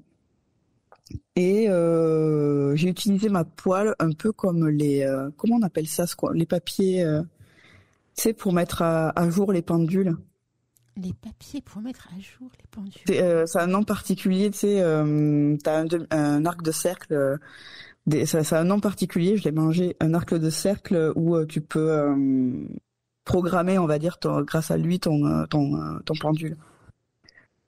Alors, c'est que moi, je suis pas très pendule, hein. J'ai découvert vraiment l'exercice du pendule grâce à Torque l'été dernier, donc je suis pas encore super à l'aise. Peut-être qu'on a des auditeurs qui ont la réponse sur le chat. Je sais pas. Ah, je sais plus. Moi, je suis restée bloquée sur Lisbeth, parce qu'effectivement, comme beaucoup, on suit Lisbeth Nemondi, enfin on suivait, parce qu'elle s'est arrêtée, me semble-t-il. Oui. Et tu as donc en plus suivi, il me semble, des formations qu'elle faisait. Oui, oui. Oui, parce que c'est vraiment un personnage, je la connais pas personnellement, mais que j'aime particulièrement.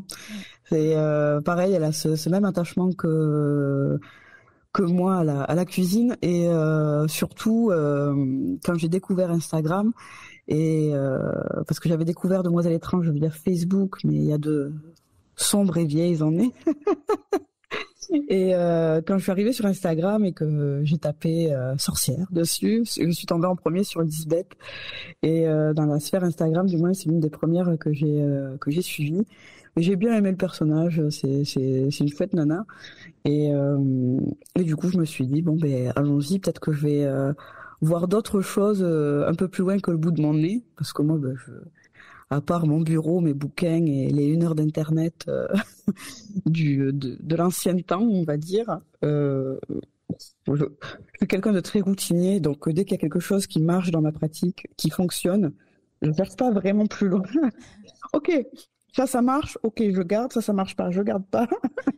Ça marche, je garde. Et puis, ouais, je me renouvelle pas, on va dire. Et là, ça fait 2 ans, depuis que je côtoie Demoiselle étrange, que bon, allez, sors-toi les doigts un petit peu, Lina.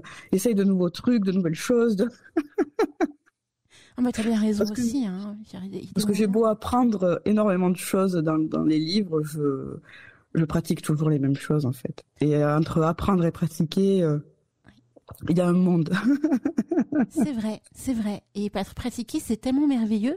Et d'ailleurs, les praticiens sur Internet, notamment qui se montent sur Internet, nous enchantent en fait, parce qu'ils nous permettent de voir un peu plus, tu vois, visuellement, leur art, leur manière d'aborder les choses. Donc c'est vraiment cool. Notamment pour Lisbeth, parce qu'elle a fait tellement de choses, Lisbeth aussi.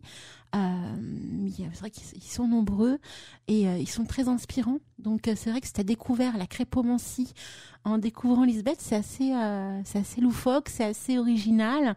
Moi, je connaissais pas. Voilà, donc c'est assez rocambolesque, j'ai envie de dire. Et donc, comment ça se passe alors, la crépomancie? Comment ça se passe? Alors, donc du coup, je divise ma poêle en 4 parties. Donc, je fais une croix imaginaire au milieu. J'ai des poêles cabossées, donc c'est très facile pour moi d'avoir mes 4 parties bien distinctes, parce que je sais qu'il y a une petite rayure à l'opposé de mon manche de poêle. Donc, c'est souvent par là que je pratique. Donc, le processus est le même que pour des crêpes normales. Vous mettez une matière grasse au fond de votre poêle. Vous définissez les 4 parties de votre poêle. Alors vous pouvez faire oui, non, je ne sais pas, pourquoi pas, par exemple. Mais c'est souvent ce que je fais d'ailleurs. Mais vous pouvez aussi très bien nommer selon la question que vous avez posée. Par exemple, je soupçonnais d'avoir d'avoir subi un envoûtement, et il y avait que 3-4 personnes qui pouvaient avoir fait l'acte. Et du coup, j'ai divisé en 3 ma poêle avec les 3 prénoms, et pour pouvoir trouver une piste de réflexion vis-à-vis de l'une des personnes ou toute autre chose. Diviser avec vos propres réponses en fonction de votre question. C'était ça que je voulais dire. Et ensuite, c'est selon comment va se diriger la pâte au début. Donc peut-être qu'elle va tirer vers la droite, vers la gauche. Ça c'est propre à la pâte que vous avez fait. Et ensuite, ça va être au niveau des bulles. Quand la pâte va commencer à chauffer, il peut y avoir 1, 2, 3, 4 bulles de petite ou de grande taille. Là, par contre, il y a plusieurs écoles, plusieurs façons de faire. Moi, je me suis fait un guide de réponse avant de pratiquer pour me dire, ok, si c'est une petite bulle, ça veut dire que c'est un petit oui. Si c'est une grosse bulle, c'est vraiment oui, oui, oui, quoi. Enfin, il n'y a plus à réfléchir. C'est comme quand il y a un as de bâton qui tombe dans un tirage, on réfléchit pas, c'est ça. Et puis c'est tout et c'est pas autrement. Mais voilà, garder une petite subtilité par rapport aux réponses quand les bulles se forment. Pour moi, la crépomancie, c'est quelque chose qui marche beaucoup avec une préparation en amont pour que ce soit précis et strict dans votre tête à partir du moment où vous allez verser la pâte et que vous allez voir les bulles apparaître. C'est-à-dire que si vous avez défini que les grosses bulles c'était un oui franc, vous pouvez pas changer en cours de tirage, en cours de pratique parce que la réponse ne vous plaît pas, quoi. Donc que vous soyez bien au clair, n'hésitez pas à vous faire des petits papiers à côté, que ce soit écrit, pour vraiment que votre système de divination soit clair, concret et stable, et que vous puissiez pas oublier ou en changer en cours de route, justement parce que les réponses ne vous plaisent pas. Voilà. Et puis ensuite, j'avais une question. Est-ce que tu te positionnes donc devant en y mettant tes mains quand tu fais ton intention avant que les bulles arrivent? Tu sais comme on peut un peu voir dans certains rituels où justement tu te positionnes devant, tu apposes tes mains au-dessus et tu te concentres sur ta question, etc. Tu vois? Ou alors pas du tout? Ben, toujours pareil, comme je te disais tout à l'heure pour le café, où je buvais tranquillement mon café en passant fort mon intention. Souvent quand je fais de la crépomancie, c'est que j'ai prévu de faire une grosse fournée de crêpes, on va pas se mentir. Donc si j'ai déjà réfléchi à plusieurs questions, je vais fortement y penser en préparant ma pâte. Je vais y mettre beaucoup d'intention. Je vais choisir mes ingrédients aussi. J'utilise énormément l'alcool dans mes préparations pour les crêpes parce que je trouve que ça, par exemple, il y en a beaucoup qui mettent de la fleur d'oranger, d'autres préféreront mettre 2 centilitres de suze, d'autres préféreront 2 centilitres de rhum. Ça, c'est en fonction vraiment de la personne, du défunt ou de l'esprit de l'entité, appelez ça comme vous voulez, à laquelle je vais me connecter, ou du moins essayer de me connecter. Donc si c'est du rhum par exemple, je sais très bien que ce sera pour mon grand-père, si c'est de la fleur d'oranger pour ma grand-mère maternelle, etc. Et après c'est quand pour moi tout se joue au moment où tu verses la pâte. Donc t'as ta louche, t'es au-dessus, tu tiens bien ton poêlon parce que sinon tu vas te brûler. Et pour moi tout se joue au versement de la pâte. Et pareil, sans hésiter à demander une précision ou quoi que ce soit, quoi. D'accord. On a Artemis sur le chat qui a priori a trouvé le nom. Donc tu me diras si c'est ça. L'échelle de bovine. C'est ça que tu cherchais tout à l'heure? Oui, c'est ça. Tout à fait. Voilà. Chapeau Artemis. Artemis connaît le pendule. C'est merveilleux. Et mais je suis pas très pendule non plus, j'avoue. Je comprends. On peut pas tout faire aussi. On peut pas tout connaître. On peut pas être multitâche. Alors il y a Mimi qui, pendant que tu expliquais un peu comment faire de la crépomancie, Mimi qui explique que chez elle il y a une tradition qui dit que la première, alors j'imagine que je sais pas si c'est la crème ou la crêpe, on ne doit pas la manger, mais la mettre en haut de l'armoire de la cuisine et la laisser toute une année, car cela porte chance. C'est assez original, Mimi, je trouve. Donc la première crêpe, en fait, vous ne la mangez pas, vous la laissez pendant toute une année. Waouh! Et ça porte chance. Tu connaissais ça? Je connais des folklores similaires. Alors attention, de ma bouche, ce n'est jamais péjoratif de dire folklore. C'est les traditions, on va dire, que l'on a en France et en Europe et partout dans le monde. Il y a des folklores propres au département, au pays, etc. La Chandeleur, communément appelée chandeleur, que peut-être d'autres fêtes Imolc comme moi parmi nos auditeurs, etc. C'est vraiment le 1er février. Le passage du 1er février au 2 février, c'est vraiment le retour du soleil tant entendu. Et le fait de faire des crêpes, c'est un peu, pour moi, honorer le soleil et son grand retour parmi nous. C'est aussi synonyme de retour de chance. Donc dans mes analogies personnelles, c'est comme ça que je le perçois. Donc pour moi, ça fait totalement sens de garder la première crêpe. Il y a aussi la première crêpe, si elle est ratée, c'est que c'est bon, l'année va bien se passer. Et si la première crêpe est convenable, on va dire, c'est qu'il y a anguille sous roche et qu'il y a un truc qui va mal se passer, quoi. Nous on a cette légende là dans mon département, mais je sais qu'il y a plein de petites choses autour des crêpes à travers la France et je trouve ça génial. Par contre, je veux pas voir la tête de la crêpe à la fin de l'année. Ce qui est génial, c'est que justement, la Chandeleur arrive bientôt et le fait que tu proposes de découvrir la crêpomancie, ça va permettre aux enchanteurs qui vont après coup faire la Chandeleur de penser à toi, quoi. Et de penser à la crêpomancie, de se tester. Si ça se trouve, vous allez kiffer, comme disent les jeunes, et ça va devenir un art magique que vous allez faire chaque année. Donc, et ça, j'adore. Tu vois, c'est pour ça que je voulais absolument que tu en parles. Alors, il y a des questions, hein, notamment de Artemis qui dit en fait, mais du coup, quand tu mets la pâte dans ta crêpière, tu tournes ta poêle pour que la pâte recouvre ta poêle ou pas du tout? Elle nous dit. Non. C'est une précision. Merci Artemis pour cette question parce que je ne l'ai absolument pas précisé. Et oui, non, dans le cadre de la crêpomancie, non, je ne tourne pas la poêle, je laisse la pâte faire ce qu'elle a à faire au milieu de la... Non, je laisse la pâte faire plutôt ce qu'elle a à faire au milieu de la poêle.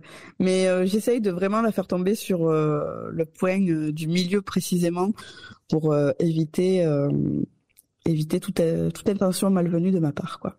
D'accord, donc c'est d'où le fait aussi peut-être que la première crêpe en fait ne soit pas possible d'être mangée parce qu'elle n'est pas comme les autres. Peut-être. Ouais. Il y a peut-être un truc. Hein. Peut-être Mimi, elle le fait sans le savoir en fait. Hein. Que voilà, hein, vu qu'elle mange pas la première crêpe qui lui porte bonheur, il y a peut-être un lien avec des origines de crêpomancie, on ne sait pas. Je vais pousser mes recherches. Le folklore, généralement, n'est pas bien loin. À chaque fois qu'il y a un art qui est développé ou mis en avant, généralement, le folklore n'est pas bien loin, je remarque. Tout à fait. On a tous tous les départements, même au niveau national, il y a toujours même les expressions, elles en disent tellement sur les pratiques qu'il y avait avant, c'est dingue. Ouais.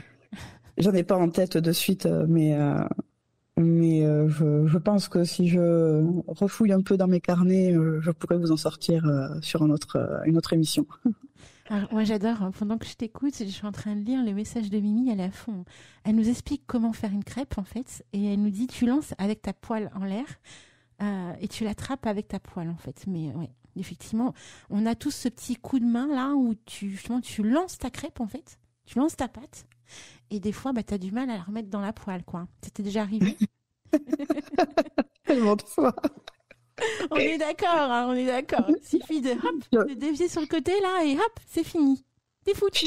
Chez ma mère, en étant petite, j'en ai collé une au plafond, quoi. Donc, ah ouais. Ah, t'es douée, hein. J'ai mis beaucoup trop d'énergie, j'ai cru me croire au tennis, quelque chose comme ça, je ne sais pas. Donc, si je comprends bien, la crêpomancie, donc t'as ta pâte qui est déjà toute prête, tu mets ton intention, tu prépares ta poêle et quand tu vas verser la toute première fois la pâte dans la poêle, tu le fais pas en mettant vraiment comme on fait habituellement. Donc tu verses au centre et tu laisses la pâte se faire. Et par rapport au nombre de bulles ou que ce soit grosse, petite, etc. Là tu as la réponse à ta question. Tout à fait. Ou même vers où la pâte se dirige. Ça, il y a plusieurs écoles. Moi, je suis très laisser la pâte faire. mais des fois certains vont quand même étaler leurs pâtes et vont faire qu'avec les bulles. Ça c'est propre, c'est vraiment propre à chacun, c'est comme vous voulez. C'est pour ça que j'énonce les plusieurs façons de faire. Comme ça chacun choisit ce qu'il veut, ce qu'il peut. Et par exemple, imaginons, hein, là j'ai une idée qui me vient, si tu prends une cuillère, donc tu prends une cuillère, tu prends un morceau de pâte que tu mets dans chaque point cardinaux, hein, de la poêle, et imaginons que la pâte se rejoigne. Ça peut aussi, en fait tu peux créer aussi ta crêpomancie personnellement si tu le souhaites. T'es pas obligé de référer, oui. On est d'accord, hein. Comme je disais au début de cette émission, tout est matière à faire de la divination. Tout. Et il suffit de trouver son propre protocole, son propre processus pour pouvoir le faire. À partir du moment où les intentions sont claires, où le protocole est fixe, tu peux tout faire. Avec tout et n'importe quoi, n'importe quel objet, des allumettes, des collants, de tout. C'est vrai, hein, des collants, oui, c'est vrai, les collants. Ça marche bien aussi, les collants. C'est clair. Non, c'est génial. C'est génial. J'aime bien. Donc, il y a Artemis qui dit que c'est super. Elle est contente. Elle dit merci, Lina. Alors, par contre, elle pose une question. Et c'est vrai que moi aussi, je me la posais pour Mimi. C'est vrai que de laisser une crêpe pendant 1 an au-dessus du placard, on se pose la question de savoir si la crêpe ne va pas pourrir à un moment donné. Donc... Comme mon amulette sous le lit. Par exemple, oui. Exact. Mais ouais, après coup, est-ce que tu as des petites autres anecdotes atypiques autour de tes crêpes ou rajouter des ingrédients? Là, j'en ai pas qui me viennent. Ouais. Si, bon, après, des offrandes oubliées, des choses comme ça, comme tout à l'heure, oui, bien sûr, j'en ai à l'appel. Mais, mais là, sur la crêpomancie, si, oui, bien sûr, il y a les séances ratées, quoi. Voilà. Mais peut-être que tu mets une petite musique, hein, non? Je fais souvent la cuisine en musique, mais ou sinon, ce que je fais souvent, et ça c'est une déformation professionnelle, j'ai travaillé en cuisine pendant quelques années, de faire plusieurs choses à la fois, et d'avoir mis sur le feu sa crêpe, et puis d'être allé, je sais pas, bon, éplucher des patates, je sais plus ce que je faisais ce jour-là. Et je reviens pensant que justement les bulles sont bien apparues parce que je me suis un peu oubliée. Et en fait, en plus j'avais posé une question, mais vraiment, enfin, je sais que, enfin, si la réponse était non, c'était catastrophique pour moi. Je crois que je changeais de boulot, enfin, je sais plus. Et j'ai retourné ma crêpe pour voir où en étaient les bulles. Elle était noire, carbonisée. Énorme. Et je me suis assise dans la cuisine en mode oh bon ben d'accord. Ouais, donc il arrive quand même des trucs assez atypiques, quoi. Donc ben là j'étais un peu dépitée et au final en fait je pense que je voulais ouais c'est ça, je voulais une promotion dans mon travail et je savais que ça allait être compliqué et qu'il fallait que j'ai confiance en moi et que je m'impose un petit peu et chose que même à presque 29 ans je ne sais toujours pas faire. Je me suis pas imposée comme je le devais et je n'ai pas eu ma promotion. Et et quand j'ai vu ma crêpe noire carbonisée en mode bon, puisque c'est ça, de toute façon, voilà. C'est énorme. Mais et effectivement, enfin, rien ne se passe comme prévu souvent en cuisine quand j'y suis. Mais c'est un peu comme n'importe quel art magique en fait, je remarque, hein, que ce soit la cuisine ou autre chose. Quand on est dans nos travaux, ça se passe pas comme on a prévu, hein, je remarque. Hein. Il y a toujours des trucs qui se passent autour. Oui, je sais plus avec qui, je crois que c'est avec toi que j'en parlais l'autre jour, peut-être, je ne sais plus, que tu prépares un rituel pendant des semaines, tu as réuni tout ce qu'il te faut, tu fermes ton cercle, et là tu vois ta table à l'autre bout de la pièce, avec quelque chose d'essentiel dessus, et t'es là, mais... Punaise.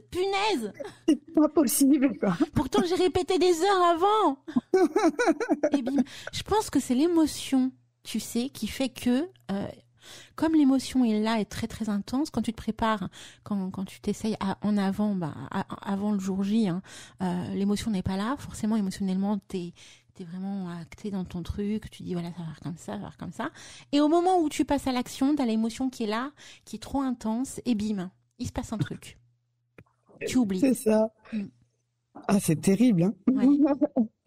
Je sais pas si avec les années de pratique, ça change. En tout cas, moi, je sais que personnellement, c'est toujours aussi rock'n'roll. Absolument pas pour moi. Mais... voilà, ça me rassure. Je suis tête en l'air de nature, donc bon, c'est des choses qui m'arrivent régulièrement. Ou je crois que c'est Valérie qui me racontait l'autre jour que le tissu d'hôtel avait pris feu. Voilà, oui, des choses comme ça, mais je pourrais en raconter 10 000, quoi. C'est terrible. Du coup, j'ai plus de tissu d'hôtel d'ailleurs. C'est à même le bois maintenant. Mais parce que ça m'est arrivé 2-3 fois aussi. Tu sais, tu te prends un superbe tissu noir avec des étoiles dessus et tout, et puis il est pourri par la cire de bougie ou par les travaux.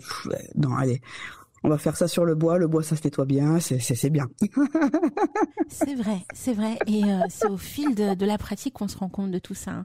Au départ, on est là comme des petits enfants. Oh là là, que c'est beau, je vais acheter ça, ça va être tout beau. Mais en fait, ça peut pas rester propre. C'est impossible si vous pratiquez. C'est impossible. C'est ça, je voulais faire des reels pour Instagram en mode je vais faire ça comme ça et tout. Ouais. Mais en fait, c'est tellement un brol pas possible sur l'hôtel que non, mais c'est pas du tout instagrammable. En fait, je vais pas poster ça. Mais c'est la réalité de la pratique. La réalité de la pratique, ce n'est pas ce que vous voyez sur Instagram. C'est impossible, les amis. Je vous le dis. Il y a de la cire partout. Il y en a partout. Donc, c'est comme quand tu fais la cuisine. Il y en a partout. C'est ça. C'est pareil. Il reste une petite demi-heure au niveau de l'émission. Je voulais savoir si tu avais par exemple des petites techniques au niveau de te préparer émotionnellement avant de commencer un tirage ou autre. Est-ce que tu avais des petits conseils à donner aux auditeurs qui souhaiteraient commencer un petit peu tout cet univers-là de la divination, développer un petit peu ce sujet-là? D'abord, bien faire la distinction si vous voulez faire de la guidance ou de la divination. Pour moi, certaines personnes le distinguent pas.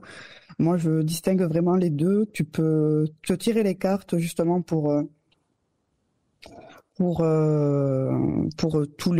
peu ton énergie propre, etc. et tout. La divination, pour moi, c'est vraiment la connexion au divin.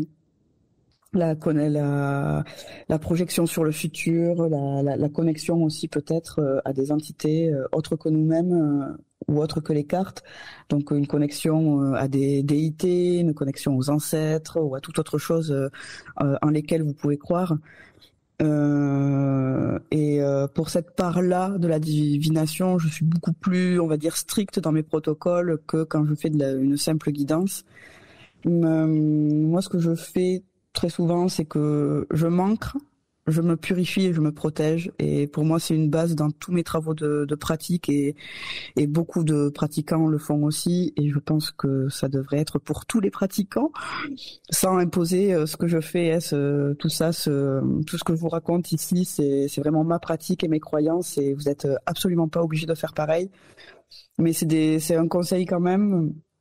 À être ancré déjà pour être conscient de ce que vous êtes en train de faire, pour être vraiment je déteste cet assemblage de mots, mais pour être dans le moment présent, être vraiment en conscience avec ce que vous faites à un moment précis.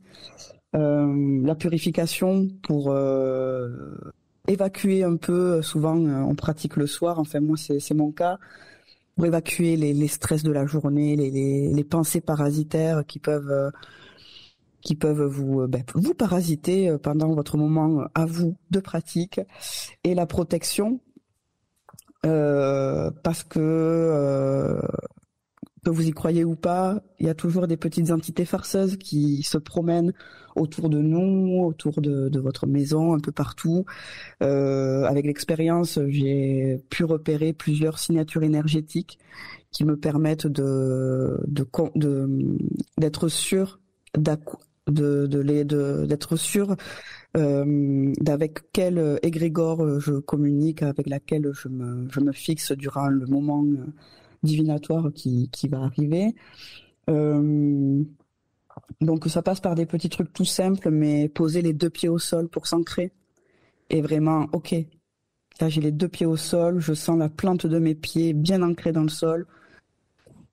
Je respire un grand coup, on peut démarrer, on se purifie, une petite brume, ou comme tu disais tout à l'heure, un petit bain relaxant et purifiant avant de commencer une pratique divinatoire.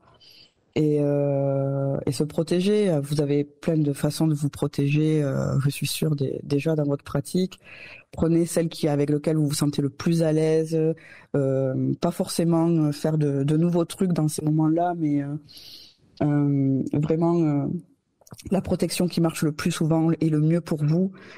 C'est toujours intéressant à faire, avoir une pratique divinatoire, mais surtout être ancré.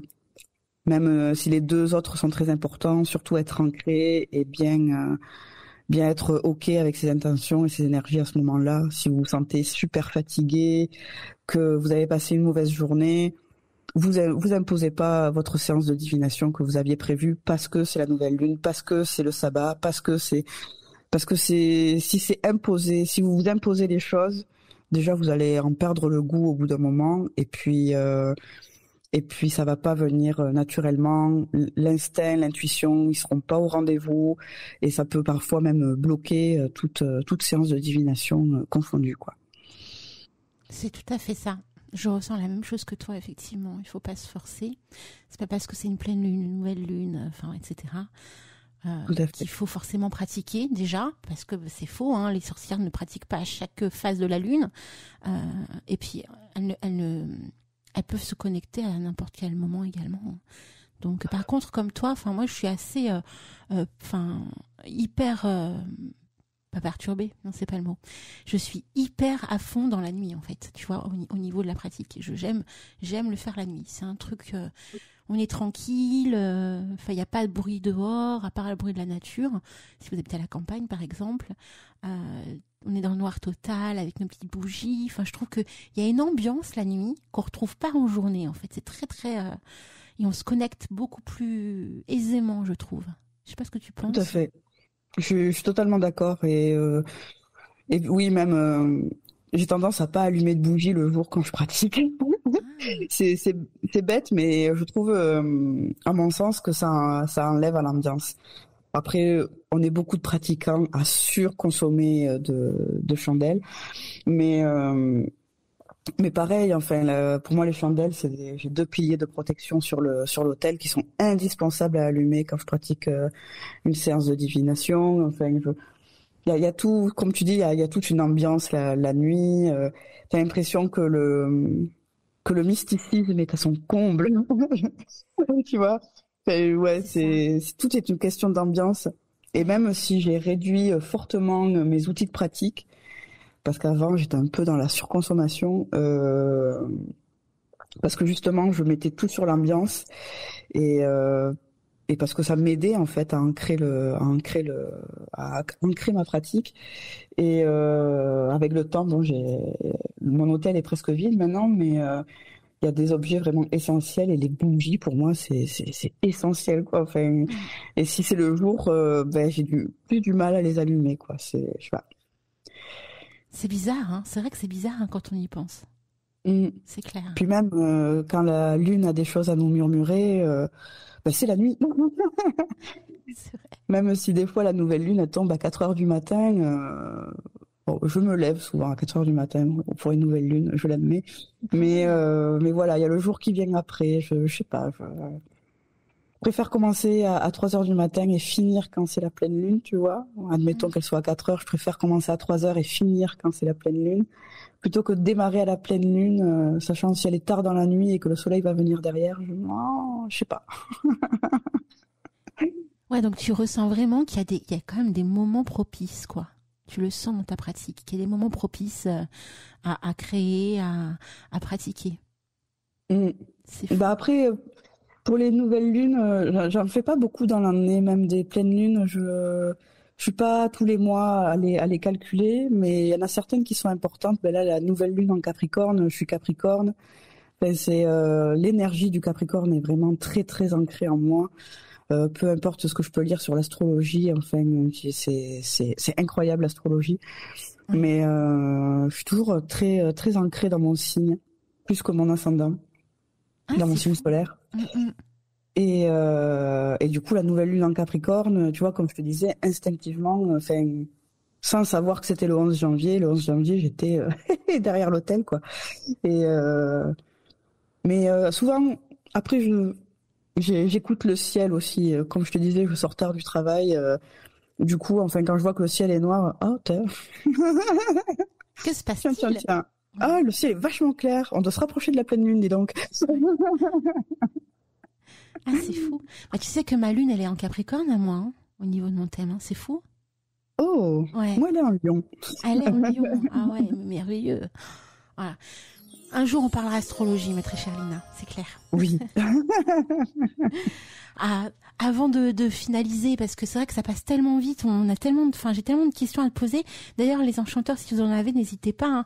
Je vois Artemis qui nous explique que, comme dit Lina, la nappe d'hôtel que tu crames, la cire qui a fondu, et j'ai plus de nappe d'hôtel également. Rip les nappes. Ouais, merci les nappes, merci les chandelles.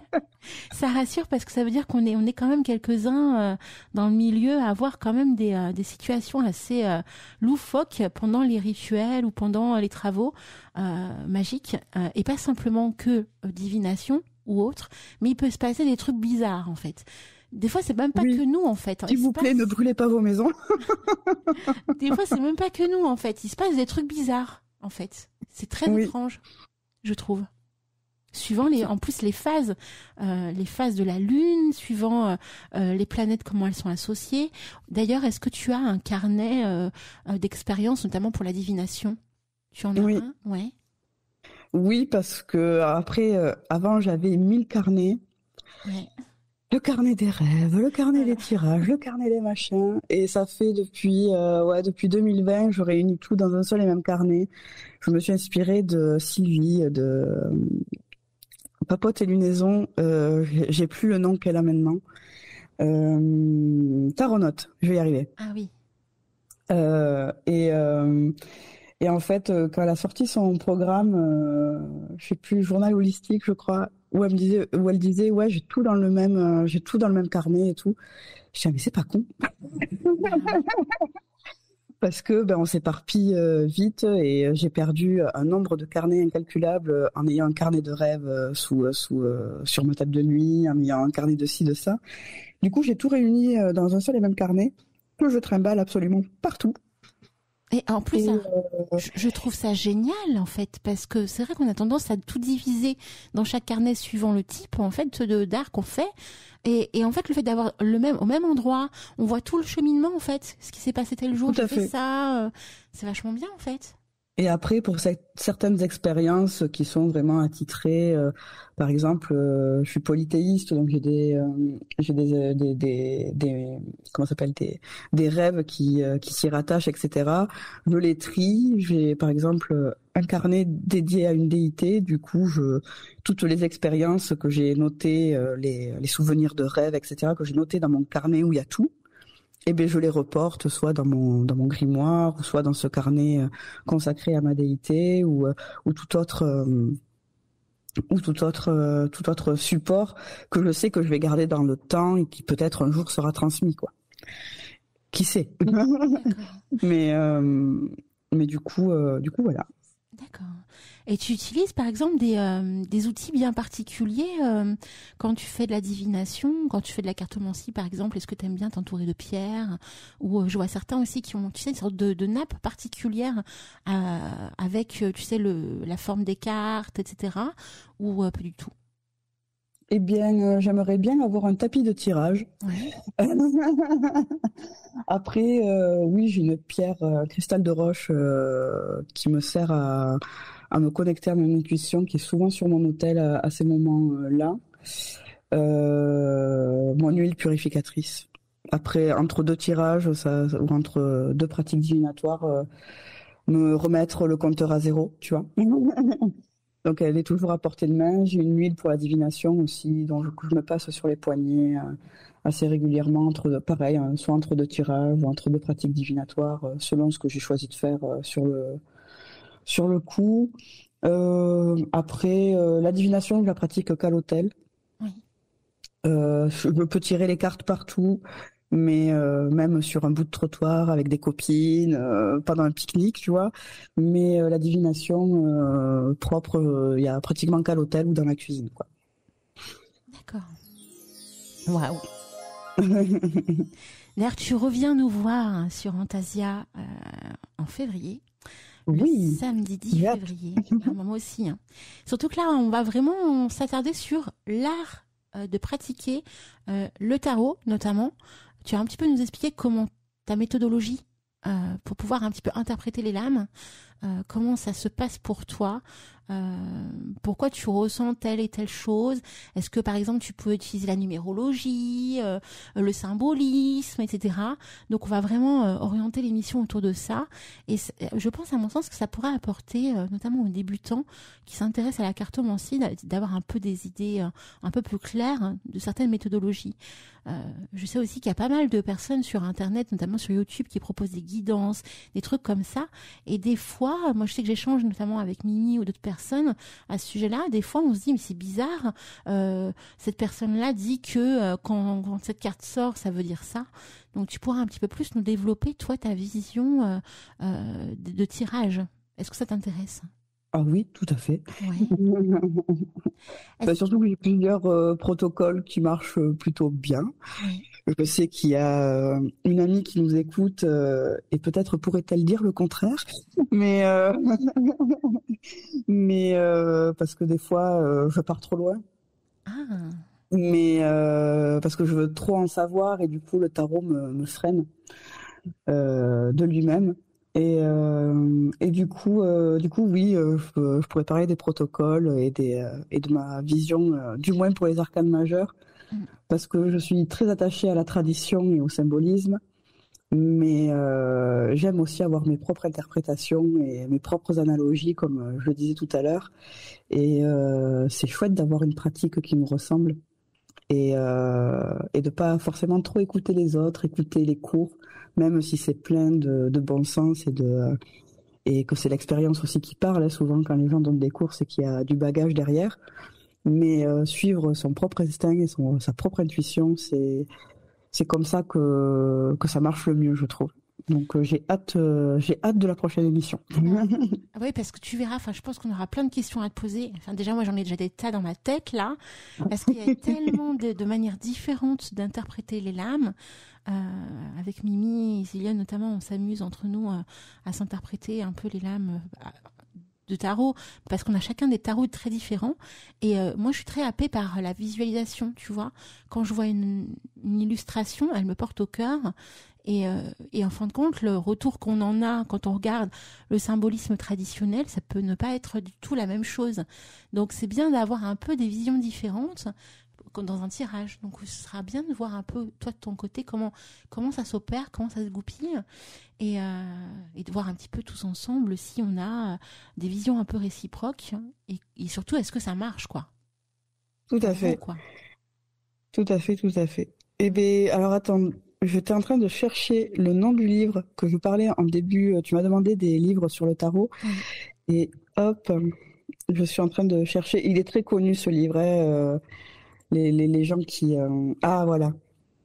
La voix du tarot de Alexandro Jodorowsky, qui est un livre qui parle du tarot de Marseille, mais il fait parler les cartes dans ce livre. Oui. Et il est très connu et il a été très populaire dans le monde du tarot.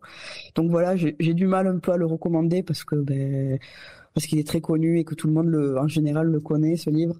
Mais pour moi, il est très chouette. Il est buvable, même s'il détaille toutes les cartes. Je le trouve facile à lire. Et voilà. Super. Donc voilà. à transmettre, les amis. Si tu veux le mettre sur le chat, t'hésites pas, pour que les enchanteurs. Et bien sûr, j'insiste aussi sur l'ouvrage d'Isabelle Nadolny, qui est historienne et passionnée de tarot et qui a fait un travail incroyable dans l'histoire du tarot. Et là, elle va parler bientôt des légendes et folklore autour du tarot dans un nouveau livre qui sortira d'ici juillet, je crois. Et qui promet d'être incroyable aussi, connaissant son travail. Voilà. Wow. Ça promet du bouillon, les amis, moi je vous le dis. D'ailleurs, j'avais une question à te poser, Lina, avant qu'on ne finisse. Est-ce que ça t'intéresserait, est-ce que ça intéresserait aussi les enchanteurs, qu'on fasse un petit exercice au mois de février quand tu vas venir, une partie de l'émission où justement il faudrait qu'on ait notre jeu de cartes avec nous et que tu nous expliques un petit peu, je sais pas, qu'on fasse un tirage ensemble et que tu nous expliques un petit peu comment toi, ta vision au niveau de ce tirage-là, tu le ressens. Ok, ben oui, ouais, avec grand plaisir. J'ai hâte. Ça pourrait être sympa. Ça pourrait être sympa et qu'on fasse tous un peu la même chose. Si on a tous des tarots un peu différents avec des illustrations différentes, on pourrait en fin de compte faire une sorte d'énorme masterclass en fait gratuite sur Antasia. On avait un petit peu fait ça avec Catherine Lamour il y a quelques jours de ça en arrière. Et moi j'aime beaucoup lier, tu vois, une émission où on peut échanger sur la méthodologie de l'invité et en même temps pratiquer avec l'invité, tu vois? Tout à fait. Comme ça amène une dimension encore plus présente, je trouve. Carrément. Et puis, quoi de mieux que de faire participer les auditeurs? Ouais, c'est clair. Est-ce que tu avais des petits éléments à nous transmettre avant qu'on ne finisse l'émission, ma très chère Lina? Suivez votre instinct. Peu importe ce que vous lisez, entendez, voyez sur Internet, suivez votre instinct. Votre interprétation est toujours la meilleure. La première intuition est toujours la meilleure.